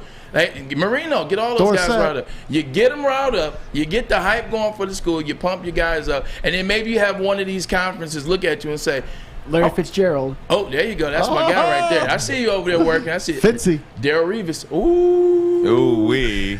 You get some momentum going, and maybe the Big Ten's like, maybe we should pull in a Pitt and see if we can go after North Carolina or SEC talking about maybe we'll pull Pitt and then maybe we'll take Clemson as well. That's all this is. That's all this was, except the shot at Jordan Addison. How about Pitt in the Big Ten? Why not? I don't know about the education. I wouldn't mind Pitt in the Big Ten. Yeah, why not? I wouldn't mind Pitt. It'd be a natural riverry with Penn State, right? Would Penn State want them? They're rivals already. You put Pitt in there, and then I just told you the other day how I feel about UNC. You get UNC for that basketball. You get UNC for the academics, not to mention the other sports. Football, every blue moon, they have a good season. I don't mind Pitt and UNC sneaking in there. I got a different take. After I find out I got a different take on why Narduzzi took the shot at Michigan State. Personal. It's personal. There is no doubt in my mind if he was offered the head coaching job to replace Mark D'Antonio, he would have taken it. He would have jumped ship. It was probably his dream job. But when they choose somebody else, when they go with Mel Tucker, then it becomes personal. Then he's going to take a shot. He wanted to win that game more than any other game he's ever coached in his life. And it didn't happen. So he starts taking shots. Real. And like that's human nature. I don't begrudge him. Like somebody gets a job that you're up for, what do? You talk bad about that place. Oh, that place sucks. This place sucks. They don't know what they're doing. This guy sucks. Shouldn't have gotten a job. And to be honest, it's just what it is. I agree with you 100%. I agree with you 1,000%. He was waiting to get that job. He thought once Antonio stepped down, he was next in line. Because to be honest, a lot of people said he was the reason why they had success, which they did because the defense was really good at the time under him, and they kind of fell apart after he left. He was waiting for that job. Mm-hmm. He was sitting there waiting for it. He said, I know it's a slam dunk. I'm going to go to Pitt. He went to Pitt solely as I can get some head coach experience. At least I'm coming from one head coach job, come back as, another head coaching job. And it didn't happen. And not only did it not happen, they went with a completely unknown to them in Mel Tucker, who's a guy that's coming off no success as a head coach. Success as an assistant, but no success as a head coach. So he was like, oh, that's what we want to do? That's how you want to play it? I know he begged Kenny Pickett to play in that game last year. I know he did. Guys, this is interesting, too, because Pat Narduzzi is claiming tampering, and I'm sure there was tampering. USC? Yeah. You think? So Pat Narduzzi had multiple phone calls to Lincoln Riley regarding Jordan Addison. The general notion at Pitt is that some type of tampering has occurred. To my knowledge, there's been no specific evidence as of yet, but that's the emotion. It's strong. Amid the Pitt football facility right now, the whole complicated underworld that is now kind of the overworld is this NIL. Likely the mechanics of this went through all of that. It's a complex situation, no outcome resolved. He kind of talked about Jordan Addison, too. He said, I think we helped him get to where he is today. I think we helped him win the Biletnikoff and be the player he is. I think Kenny Pickett was pretty good, too. He had one of the best quarterbacks in the country throwing the ball every day. I think sometimes people forget how they got to where they are. Yeah, but guess what? Kenny Pickett's no longer there. I believe that. You know what? That's 100% correct. Pitt gave him opportunity. They walked in his living room. They told his parents or they told his guardian, said, hey, we're going to take care of this guy. And they did. They brought him to Pitt. They gave him an opportunity to start. He did. They gave him an opportunity to shine. He did. They put him with a quarterback. It's a first-round pick. They did all that. With that being said, this is a new day and age. Everybody's tampering. You can't tell me guys is just going to schools like, hey, you know what? I want to leave my school. What are you willing to give me? Phone calls, man. Just phone calls. That's Like, it. everybody's doing it. So I know it hurts. I know it stings because he probably had a relationship. He built that relationship. I can only imagine if I was a coach and I home grew this player and then he up and leaves and goes to get paid. But the flip side of that is this is now the nature of the beast. Every business is that. You go to a place, they take care of you, they teach you the ropes, and then you want to better yourself. Especially if they're not going to pay you the same amount as that next team or next business. That's life, man. I mean, it's unfortunate that it's hit college sports. If you ask me, I don't like it. I don't like all the moving. Matt, And I just don't like it. But that's just me. Let me ask you. Make him an offer again with you. And they did. Damn right about that, Sam. Let me ask you this question. Could they put in something, and this is about to get real funny, could they put in something in these players' scholarship contract agreements where, hey, we get the first right of refusal? Like, we get the first right of refusal. Like, if somebody, like, if I'm Pitt, and I know I can't pay with USC. That's a great point. I can't pay with USC. Something to protect them to a certain extent. Like, hey, look, maybe half of your offer. Like, if, you know, they threw 3.5 out there, and then you say, hey, look, we ain't paying you no 3.5 because that's not in the Pitt budget. We can give you 1.5. Then you would have to contractually be hired to stay there. What do you think about something like that? Well, can the kids still refuse it? No. No, if they match, you're in. Like, if they match half, because some of these people have way too much money. Like, okay, so schools are going to just do. Schools are going to just give $10 million. Yeah, maybe. Yeah, something's got. Yeah. I like it. I like where you're going. I do like that. But something like that though, to kind of like protect you, because at the end of the day, the player's supposed to get paid. Everything is happening with the player getting paid. I'm for it. Took a long time getting here, and it's the NCAA's fault. But at the same time, some of these players nobody knew about. And these coaches went in living rooms. They went to games in the middle of nowhere to find these players. They should be allowed to have some type of insurance policy. Not even insurance policy, but like, hey, look, we can give you this. They should be allowed to at least match offer or maybe do something. I don't know. I'm trying to figure it out. How about if the kid goes, the kid leaves, he's got to pay back what the school put into him?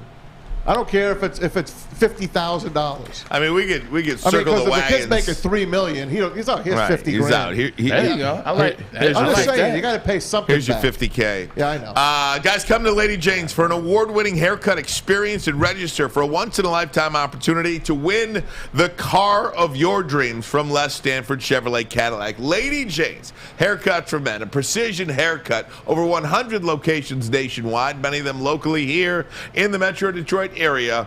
Open 7 days a week. Walk in anytime. No appointment necessary. It's wicked awesome. Wicked awesome. Wicked. It took exploring 50 different formulas and hosting countless taste tests, but we believe Gypsy Vodka is the smoothest vodka on the market. Don't believe us? Ask the owners. We're Mike and Adam Kazanowski with High Five Spirits Distillery. We're in close to about 1,200 locations throughout Michigan. We wanted to create a brand that was geared more towards freedom, love, adventure, and at the end of the day, we really wanted to tell a story that inspired other people to take risks, follow their dreams, whatever that might be. Hey, this is Mr. Kearney, Chief Academic Officer, Academy of Warren. I want to welcome you to the brand new Field House. The state-of-the-art facility has a regulation basketball court, volleyball court, soccer field. It can be used for 7-on-7 football. Our K-8 academic features AM, PM, latchkey, small classroom sizes, learning street, futuristic media center, free breakfast and lunch, Houghton Mifflin curriculum, academic games, K-8 athletics, and more. Enroll today at academywarren.net. Have an opinion? Make sure it's seen and heard. Corner, jumper, tweet us, hop on the YouTube chat, slide in the DMS at Woodward Sports on all social media. Trader.com is the #1 site for your game day best play-by-play update, live scores, and the best price on every game from every sports book. That's right. You don't have to go to other sports books. You can just go to Odds Trader because they got all the bets, all the teams, all the players, all the parlays, all the bets that you want. The best bets. For your best bet, go to oddstrader.com. Can I just say, little inside radio or inside digital media networks. You know, radio commercials are like 4 or 5 minutes. 6, 7 minutes. 6, 7 minutes sometimes. What we talk about in a 45-second break. Boy. Because on digital media services, on YouTube, nobody wants to sit around for 4 or 5 minutes of a break.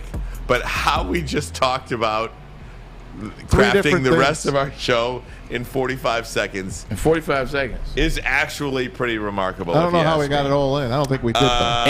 And we're on point. Scotty G coming up in the next segment. We'll get some winners for you. He's on fire as we approach the second half of the baseball season. And I'll ask Scotty G about this. The first win totals are out in the NBA. Rod Beard put this out today. The Pistons win total in Vegas this year, 27.5. It seems a little bit low. Last year, Vegas's win total for the Detroit Pistons was 25. They won 23. So I'll ask you guys, Braylon, first up here, off the bat, 27.5 wins for the Detroit Pistons, over or under? Do you feel like that's too low?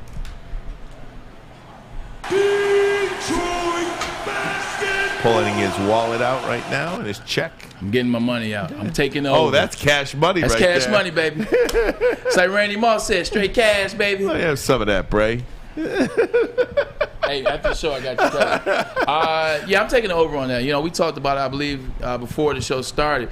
Me and Flannel Sam talked about, I think we agreed on 33 to 35 games is where we saw the Pistons improving to the season upon their 23 from last year. I think with the additions of Jalen Duren, I think what you see in Jaden Ivey, Cade Cunningham as the leader, Marvin Bagley III still finding himself, and we don't know what they're going to do in the free agency before the season starts. They got to at least win 33. Like, I just see that's where the team is going, and the continuity. They're like the Detroit Lions. Talked about them. They're always together. You saw what happened when Dwane Casey took those guys to the Celtics game in the playoffs to see what this atmosphere feels like.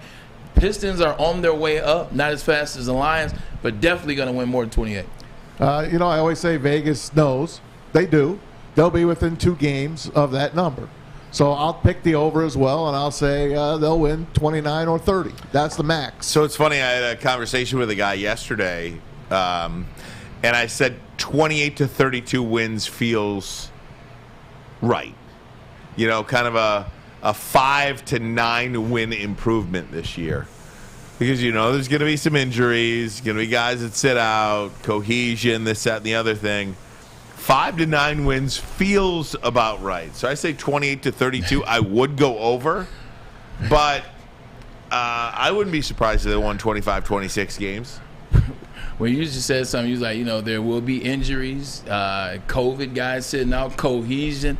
I was like, cohesion, is that a new form of, is that a new strand? Do I got to worry about cohesion? Get your booster. Booster! Tell you to wear your mask. Okay. No, but you're absolutely right, because with that worked being so said, well the first time. Let's try it again. The same things you say about the same things you say about a team being better in the season. It's the same things you can say about them taking a step back as well. They're still young. They still got to figure it out. Still got to figure out what you're going to do with Jalen Duren. He's still young. He's got to learn. We still don't know what Killian Hayes is going to be. We don't know about the inconsistency that is Sadiq Bey. So to your point, the same things you say when things can be great, it's the same thing on the flip side. So I think it's okay to think 25, but I'm thinking 30. 30 is the lowest that I think the Pistons will go this year. My man Marcus Ellis on YouTube says, if it's under, Casey's gone. That's what he says. 1,000%. I have mentioned this a couple of times last year about Dwane Casey. He's the second oldest coach in the league, only behind Greg Popovich. And it's by a wide margin. I'd have to pull it up. I did the research on it last year.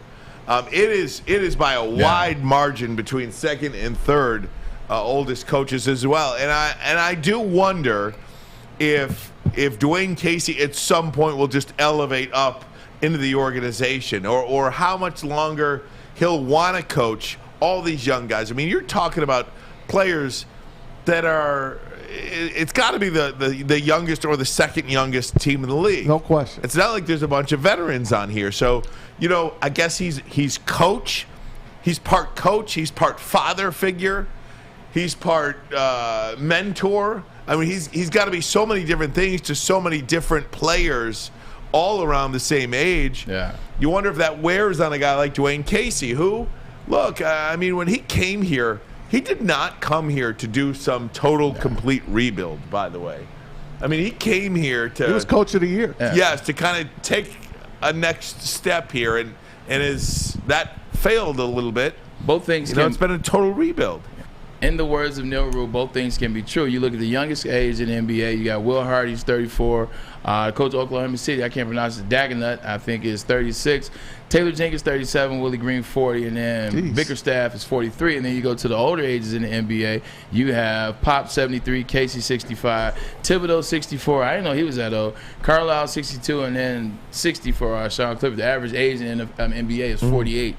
With that being said, you're correct on both fronts. Dwane Casey came here because he wanted another crack at it. He wanted a chance to show why he was coach of the year, and they had some pieces in play, and they made the move for Blake Griffin. But as he's getting this thing going, as they've moved away from Drummond and Griffin, and they've gone the young way of Cade Cunningham, now Jaden Ivey, he wants to get this thing on track before he moves into the front office. And I think that's what you'll see. They don't want to bring another young guy in right now and take over this team that's still not there yet. I think you'll see Casey play this whole year out, try to get these guys going. Remember, it was him that orchestrated the trip, and I just mentioned it, to go see the Celtics play against the Heat in the playoff so that he can get them into that environment, see what that felt like, what that smelled like, what this energy was. Now they want to be there. Now you get the continuity, get these guys working out. I think he wants to send them in the right direction, and then he'll be up there with John Beeline in the press box. I'm watching the Derek Jeter special, part 1 already. Part 2's coming up tonight on ESPN. I'm waiting until they all come out. Listen, but he said when he came up as a rookie, he was a 20-year-old kid, and he's sitting there, and he played a couple games, but he was inactive for the playoffs in 1994, and that's Donnie Baseball's last year, 1995, Don Mattingly. So he was first on the bench there, hitting everyone on the rear end and really learning what playoff baseball was. And then they lost in 5 games to Ken Griffey Jr. Seattle. And the Mariners. Jay Buhner. Phenomenal. Jay Buhner's anniversary is today. Yankees trading him to Seattle. Why'd you trade Jay Buhner? He's got a rocket arm. Nonetheless, Derek Jeter said that made him because he knew what it took to be the leader on that team going forward into the playoffs. Of course, they won the World Series the next year when Don Mattingly retired, which sucked. I wish he played one more year to get that. Don't make any mistake of what I'm saying either, because I do believe Dwane Casey is the right man for the job now. The last thing you need is some young coach coming in, especially a first-year coach or somebody like that, and trying to figure it out on the fly as these young players are trying to figure it out on the fly as well. Dwane Casey is the absolute right man for this job right now. I just wonder at what point that transitions, because by the time this team is ready to contend for a championship, whether it's 3, 4, 5 years down the road, does Dwane Casey still want to do it? And that's why I said both things are true. Yeah. Like, yes, he will be the guy for the job for the next year, maybe even 2. But eventually they are going to turn it over and they're going to move into the front office. I said both things you said were correct. Bray Espy's last night as well. How fun, I got to tell you, Steph Curry is funny. Yeah, he is. Yeah, he is. Yeah, he is. That joke that he told about the Rams winning the Super Bowl, and it's good to see that you can pay for some old folks around here to win something. At least it worked for somebody. Kind of a shot. I know I paraphrased it, but a shot at Russell Westbrook and LeBron James. And then he said maybe Mutombo wants to sign a 10-day. Guys are funny, man. I think sometimes when it's very scary to go out there and do that, to be on stage in front of a crowd and know that you're going to have, tens of millions watching you at home. Like, to take that leap, it's tough. It's nervous. It's scary. But the writers for shows like that are so damn good. Like, those writers are amazing. If you can read a prompter and add just a little bit of personality, it'll come off the right way. But these awards, man, when are we going to stop disrespecting defensive players? I know I'm an offensive guy. Disrespect. Can't disrespect. When are they going to stop disrespecting offensive guys? Disrespect. Defensive guys. It's bad enough that you give Cooper Kupp the MVP of the Super Bowl when we know who won that game. We know it was Aaron Donald. Aaron Donald arguably had the greatest performance of a defensive player in the Super Bowl. Lawrence Taylor has one of them. Von Miller has one of them. And then Aaron Donald. We know Aaron Donald won the game. Not even just on the sacks. When Joe Burrow got close, who puts Joe Burrow back out of the red zone? Oh, it was Aaron Donald, Von Miller. How many times did they do that at the end of the game? Where was Cooper Kupp and those guys in the first half? Struggling. And I don't mind that he won because I'm not disrespecting Cooper Kupp. Last night, the ESPYs said best performance in the championship game and the championship performance. And they gave it to Cooper Kupp, who won Super Bowl MVP. We all know who won that game. And this is how you know I'm right. Every highlight that they show from the Super Bowl, every highlight is what? It's Aaron Donald on the last play of the game getting the sack that didn't count as a sack because they said Joe Burrow got rid of the ball, which would have been his third sack, mind you. The offsides? In that case, T. Higgins touchdown. He pushed down. That shouldn't have counted, so don't play that game. Every highlight they show, Ryan, it ain't sexy. It's Aaron Donald. I ain't seen Cooper Kupp's touchdown, and he had two of them. I haven't seen either one of those touchdowns since Super Bowl Sunday. But I've seen that Aaron Donald play, and then him do this after the play. That shows you who dominated that game. He should at least got the ESPY last night. You know what time it is. Don't steal my stuff, man. All right, we're going to come back. Scotty G, Woodward bets. Get you some winners, and what does he think about that Pistons win total? We'll check in with him next. But first, a message from Chili Peppers Tanning. Yes, sir. The cleanest salons in the D, 27 of them right here in Michigan, 2 right here on Woodward. More coming your way. And if you join the Pepper Club, you're going to be in for a great treat. You get to meet the Pepper Girls, and like I said, the cleanest salons in the D. They beat all competitors by $5 on unlimited tanning and more. The hottest bulbs, the hottest deals, the darkest tans. Your vitamin D headquarters. It's chilipepperstanning.com. Hi, my diamonds. It's Crystal with an X. You want to get hot and perfect like me? Here's my super easy routine. Drink at least a gallon of water before you wake up. Attach a weight to everything in your house. Sell your car and just sprint everywhere. Scream when you exhale. Don't follow Crystal with an X. Do your own thing at Planet Fitness with tons of equipment and free fitness training in our clean and spacious clubs. Join now for just $10 a month and cancel anytime. Hi, I'm John from Better Rate Mortgage, and to me, family is more than blood. That's why I have the biggest family in Metro Detroit. If you're looking to buy a house or refinance and need a loan, come get treated better than family by me and our entire team here at Better Rate Mortgage. We pride ourselves on giving you better advice, better service, and a better loan experience. That's why we are Better Rate. If you're looking for a new mortgage, come get treated like family. Actually, better with Better Rate Mortgage. Visit us at mybetterrate.com or call at 248-480-4467 today. We don't like to brag that we are the toughest sports network in Detroit, but we do have a guy named Darren McCarty on our side. Lemieux and McCarty, who've had a good knockdown drag up. There they go, right on the whistle. They were talking to one another. Woodward Sports.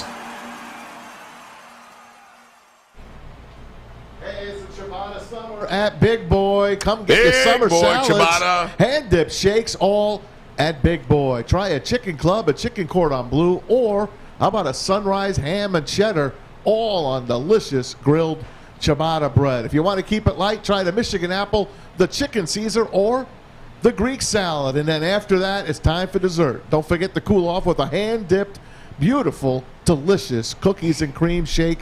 How about a chocolate shake? Even strawberry. That's Braylon's favorite. You heard it here first. Yeah. Summer just got better at Big Boy.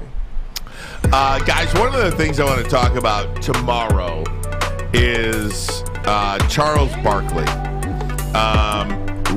Some really, really good statements, I think, about all this hypocrisy for what, that's my word. Barkley says it's the selective outrage. He met with Live Golf, the Saudi-backed golf league, and he is ready for the blowback. And some of the quotes that he has had about this, in my opinion, are remarkable. I want to get to that tomorrow if we could, because get some legs. We can't really get into it right now. We've got Scotty G, then we do Maz's videos of the day, just simply running out of time. This is one of those days where there's a ton to talk about, believe it or not, because this is one of those days on the calendar yearly where there's nothing to talk about. Now all of a sudden can't get everything in today that we want to get in. I wanted to get in this Lions, Dan Campbell and DeAndre Swift, how heavily bet they are in Vegas. We could do that now with Scotty G as well, part of the Woodward Bets team. Scotty, how are you, my friend? I'm doing great here, guys. I'm just counting my fun coupons from last weekend. Now, is that real money, Scotty? That's real money. Those are coupons. Hey, we can't tell you. I mean, you're going to have to find out one of these days. We can't tell you. I mean, that's like trick of the trade there, buddy. No, it's not. It's like that prop money. I got it from Hollywood somewhere. That's so great. Hey, Scotty, I want to ask you off the top, just to react to our segment we were just having about the Pistons. The Vegas win totals just came out probably within the last 2 hours. The first ones for the Detroit Pistons. Over under 27.5 on the win total. They won 23 games a year ago. Do you believe that's a little light? Do you think that's just about right? What would you do with that right now? Well, I've already thrown one of these right here on the over of that win total. I saw it. I jump on it early. I talk about jumping on it early. I already heard you guys talking a little bit about it. I mean, let's look at all the factors. I thought they tanked quite a bit there coming down the stretch. We didn't see Cade really in too much of the first, beginning part of the season. They had 2 lottery picks basically to their team. I think there's some excitement going on. I mean, it's only a few over what they had last year. So for me, I thought the 27.5 was a little bit low. Even with talking with Beerman, we thought, getting maybe the high 20, 28, 29, maybe 30 was somewhere around the range that we thought. Came out at 27.5. I jumped on it right away. I mean, it's just a lot of fun to bet on something that long. You got all season to root for it coming down the stretch. It's just, I like to call it some good long sweat equity. You can just sweat it out for a long period of time. So I like those kind of bets, or those future bets. Speaking of future bets, here we go. We're getting close to the NFL season. My man Scotty G joins us. Woodward Bets. Check this out. The Detroit Lions are the most bet on team right now on the over. 6 is the number. What do you think about that, man? Because I'm over here. I'm like, should I pick my wallet up? I'm not sure. Braylon, I've been around a long time. I'm 50 years old, believe it or not. And 50? I've been betting on these stinking Lions, drinking this Kool-Aid for so long, man. It's just tough. It's just I've been stung too many times. You know what? I think I'll just bet on them as the season goes and see how it plays. I'm not. I got sucked into that last year, and I'm not going to fall into it again. I just don't think the Lions are quite there yet. I think I feel better about betting on the Pistons and the Red Wings than I do the Lions at this point for a season total. But, if something happened to Goff, the Lions season would be completely done. I'm not going to bet on something like that. So for me, I'm just going to sit back and watch. But just think how disastrous it would be if we lost our quarterback. Our controversial, how good is he quarterback? But I'm going to lay off that one, Braylon. Here's another one with the Detroit Lions. A lot of bets coming in on DeAndre Swift to lead the league in rushing, over 1,400 yards. Our man Sam Flannel talked about that last week. That was his bet. What do you think the validation is on that one, buddy? You know what? I don't mind that one at all. I think, he's obviously got, some competition within the team, with some of the guys here. But, Swift, I think he could get it rolling. I think the Lions are going to want to try to run the ball a little bit. He's an outside shot. I've also been seeing Dan Campbell getting a lot of pub for betting on Coach of the Year. That's something that I seen. Reading throughout the betting industry, he's been getting a lot of press, a lot of pub. I know a few guys. Actually, there's a guy named Adam Levitan. He's out there. He's pretty big in the Levitan. in the DFS industry. He said his favorite future bet is Dan Campbell to win Coach of the Year. So Scotty he's well G. respected. So I like that. Let me ask you this, because I saw that too. With Coach of the Year, how many games do you have to win to be Coach of the Year? Because he can be a much improved coach, but if you win 5 games, that can't make you Coach of the Year, or am I wrong? You know what? You might be betting on them to make the playoffs or just barely miss the playoffs at that point. So I think if they make the playoffs, the Lions are – I think he's in pretty good shape for that. So we'll have to see. You know what? Either way, I think I'd rather bet on Dan Campbell to win Coach of the Year than I would the Lions to win 6 games. All right, here you go. Here you go. Braylon, to answer your question, I just Googled it right now. The Coach of the Year, dating back from 2021 and going backwards. Win totals: 12, 11, 14, 12, 11, 13, 15, 11, 12, 11, 13, 14, 10, 11, 16, 10, 11, 12, 14, 12, 13, 10. I mean, it's insane. You need your number. You're 10. I did the math in my head. The record, that's 12. It's 12 wins is the average for the Coach of the Year. Average. Yeah, so your number's 10, Ryan. So if he hits 10 wins, he's got it. I think if he wins 9, he can be Coach of the Year. I think to go from 3 to 9, because if you win 9, this NFC is not particularly strong. You might can sneak in there. I think 9 wins gets Dan Campbell Coach of the Year. Wow, look at this. I agree with that. Sorry, just look at it, Coach of the Year. In 1990, Jimmy Johnson was the only coach to ever win Coach of the Year with a losing record. They were 7-9. So he must have been 0-16 the year before that. Well, they were 1-15. Yeah, 1-15. They took Troy. Yeah. That was the big trade of Herschel Walker. Too. Yeah. Anyway, hey, Scotty, how about something that's going on today? I know you picked I saw your spot earlier. You like the Tigers and A's, both games to be under today. How about Yankees-Astros? I know the Astros are only up. They're up 2-1 late in the first game. They play a second game later on tonight, and there's a couple other games out there. Any baseball tonight? Yeah, so far the only bets I really have are on these Tiger games. We got these 2 Tiger games going on. The one just started here about 10 minutes ago. But, I mean, we talked about what teams are, the best betting teams. We talked a little bit about what teams are best and under. The A's and Tigers are both up there as far as unders go. So that's where I'm sitting on both of them here under 7. I rolled with both games. I don't think there's any way I'd lose both. I think I got a better chance of winning both. But your Yankee team there, Maz, here tonight. I mean, we're sitting at Houston -120, sitting at 8.5. I don't mind the Yankees at all as a road dog here, getting +102. So yeah, I like the Yankees here. Houston is another team that's been actually has more unders than the Tigers. I was going to actually ask you guys that if you guys knew that one, but what teams have more unders than the Tigers? And it's actually the Houston Astros. But, so I'll be looking at the Yankees here tonight and maybe a little sprinkle on the under in that game.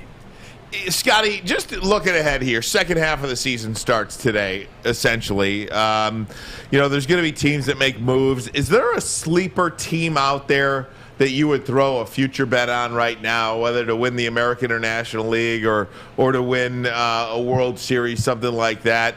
I mean, I'm just looking at some standings now. I see like the Chicago White Sox 3.5 games out of a playoff berth right now. That could be a potential team. Somebody like that. Is there a team out there that you would say I'm gonna throw $20 on it or whatever the case? Yeah, for me, I think the Seattle's interesting. I think, they 14-game winning streak coming in the All-Star break. They had 90 wins last year. They added Robbie Ray. I think if they make a decent trade and get a pitching arm, especially a starter, I think they'd be in a really good spot. We've seen Julio Rodriguez emerge here during this All-Star break.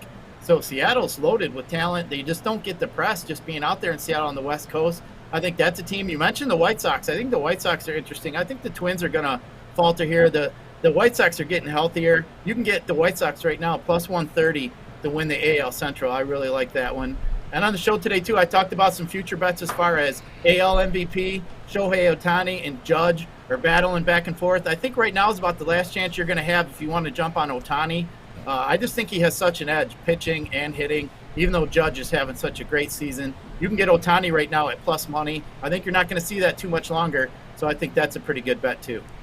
That was actually my question. I was actually coming there with the AL stretch. I figure you got Verlander, Joe, and Judge, and Ohtani. Last back-to-back AL MVP was Miguel Cabrera. Do you think Ohtani can actually do it this year over the way Judge is hitting this year?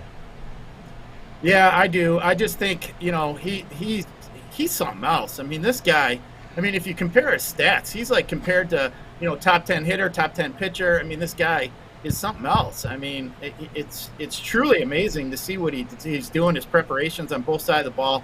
I think Ohtani is that guy. If Judge falters even the slightest, I don't even think he has a chance. I think right now Ohtani still would win the vote. So for me, I do like Ohtani. You talk about Verlander maybe getting the Cy Young. I think he's got a struggle there with McClanahan of the Rays. This guy's been pitching incredible. I think he's the favorite Except coming that All-Star in. game.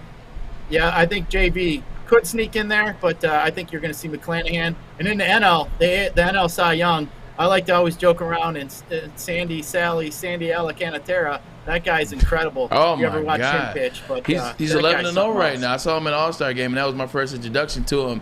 I appreciate you saying that because I have two new favorite players in the MLB. One's Julio Rodriguez, and the other one is, you say his name again. I can't say it. Sandy, don't call me Sally Alcantara. I've struggled with it. I just kind of joke around with it at this point. But, Sandy. I mean, this Sandy, guy's not something Alomar. else, There you go. He's got some wicked stuff, man. This guy's awesome. You know what? You should get traded, man. He's going to land somewhere on a big level team. And I'll tell you what, adding that chip, whenever that chip falls, you ought to jump on that team because that guy's something else. Last sleeper in the NL. Watch the Padres. They're getting healthy. Yeah, I agree. Manny Machado, too. He could be a guy to slip in there for the NL MVP. I think you're looking at this point, Goldschmidt's having such a great season so far, but Manny could sneak in there. Actually, Goldschmidt is getting like 7%. I think I looked at 7% of the bets, but only 10% of the money. And then you got like 8% of the bets, but like 20% of the money's coming in on Machado. So Machado, a lot of the sharps are betting on Machado to win the NL MVP. Check out Scotty G and the gang, 4:30. Woodward Bets, Woodward Sports Network. Check them out on the weekends as well. 9 o'clock on the weekends, right? Yes, sir. Yes, sir. We're starting to talk yeah. about best ball, fantasy football, all that fun stuff. So you guys have to come over and join us. And we're having a lot of fun getting ready for them drafts. We got like 40-some days before the season starts, fellas. We gotta get ready. Baby. Here we go. Scotty G, Woodward Bets, 4:30 today here on Woodward Sports Network. Woodward Bets. Subscribe to them as well on YouTube. Thanks, Scotty. Let's do it. Thanks for having me, guys. Catch you next week. G. You bet. We'll be right back. Mass's videos of the day, but first a message from Cintron. Cintron is the official energy drink of the Red Wings. Cintron has now combined all three.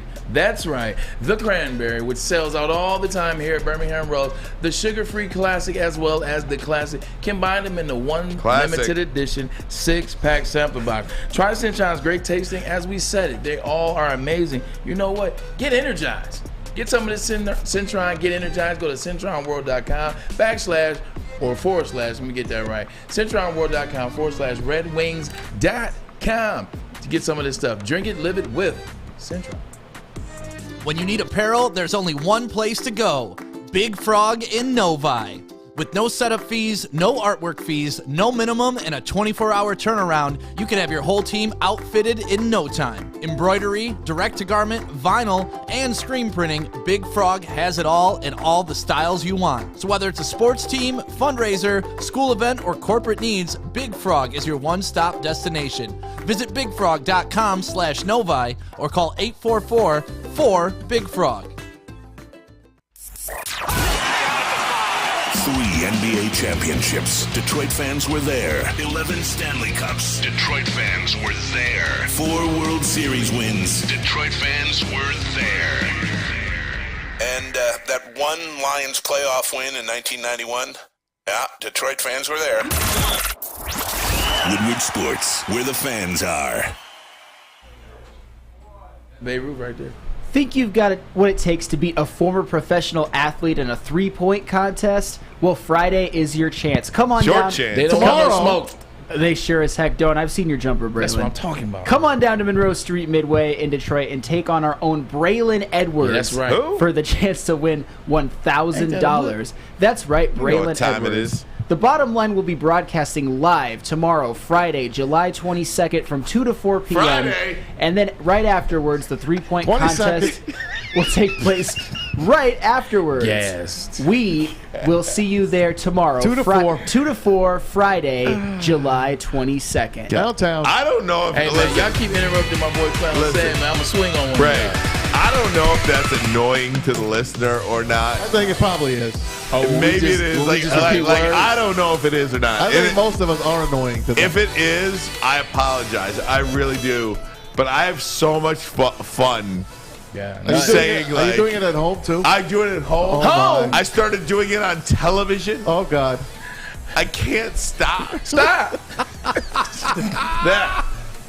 I Can't just stop. can't stop. Can't stop. Won't stop. Bad boys for life. Here we go. Let's get serious. Yeah, we got like 2 Maz. Time of the day we like to play. Plenty of time. Maz videos. What is it? Videos of the day. Would you guys And now it's time for Maz's Videos of the Day. Only on the Woodward Sports Network. You know who wouldn't be gassed? Saul Kogan behind you, Dr. baby. Saul Kogan Get in walking there. in. Saul Kogan's not gassed. He Look is at the him. He's walking chiropractor in to the studio stars. right now. Man, How that's what I about need that? This right guy's now. my guy. Come up here, say hello, Saul. Come on, Saul. So Just much say for your hi. videos of the day. You, baby. So what's going on? I need to see you, man. My back is jacked up, man. Saul, how you doing, man? My back, my neck. When we getting dinner? We're getting dinner. I don't know. Maybe tonight. I'm ready. Maz, go ahead. You got some business videos I of the do. day. Here's my first one. A guy who isn't gassed is Nick Chubb.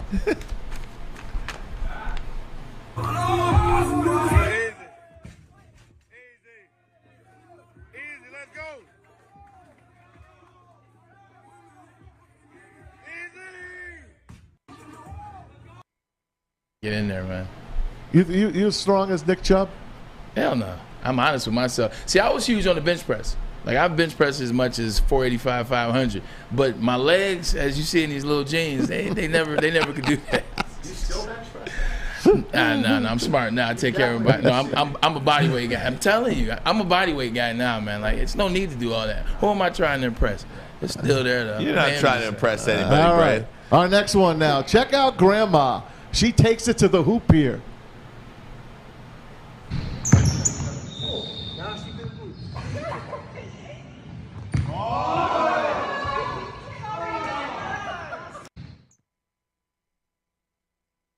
Watch the dip here. Right there. Oh, in and out. Oh. How about that? I know, right? You know, she goes. And she patted her chest, though. You peeped the move? She goes to Saul Kogan. Let's finish there. Watch the celebration. Watch the double pack.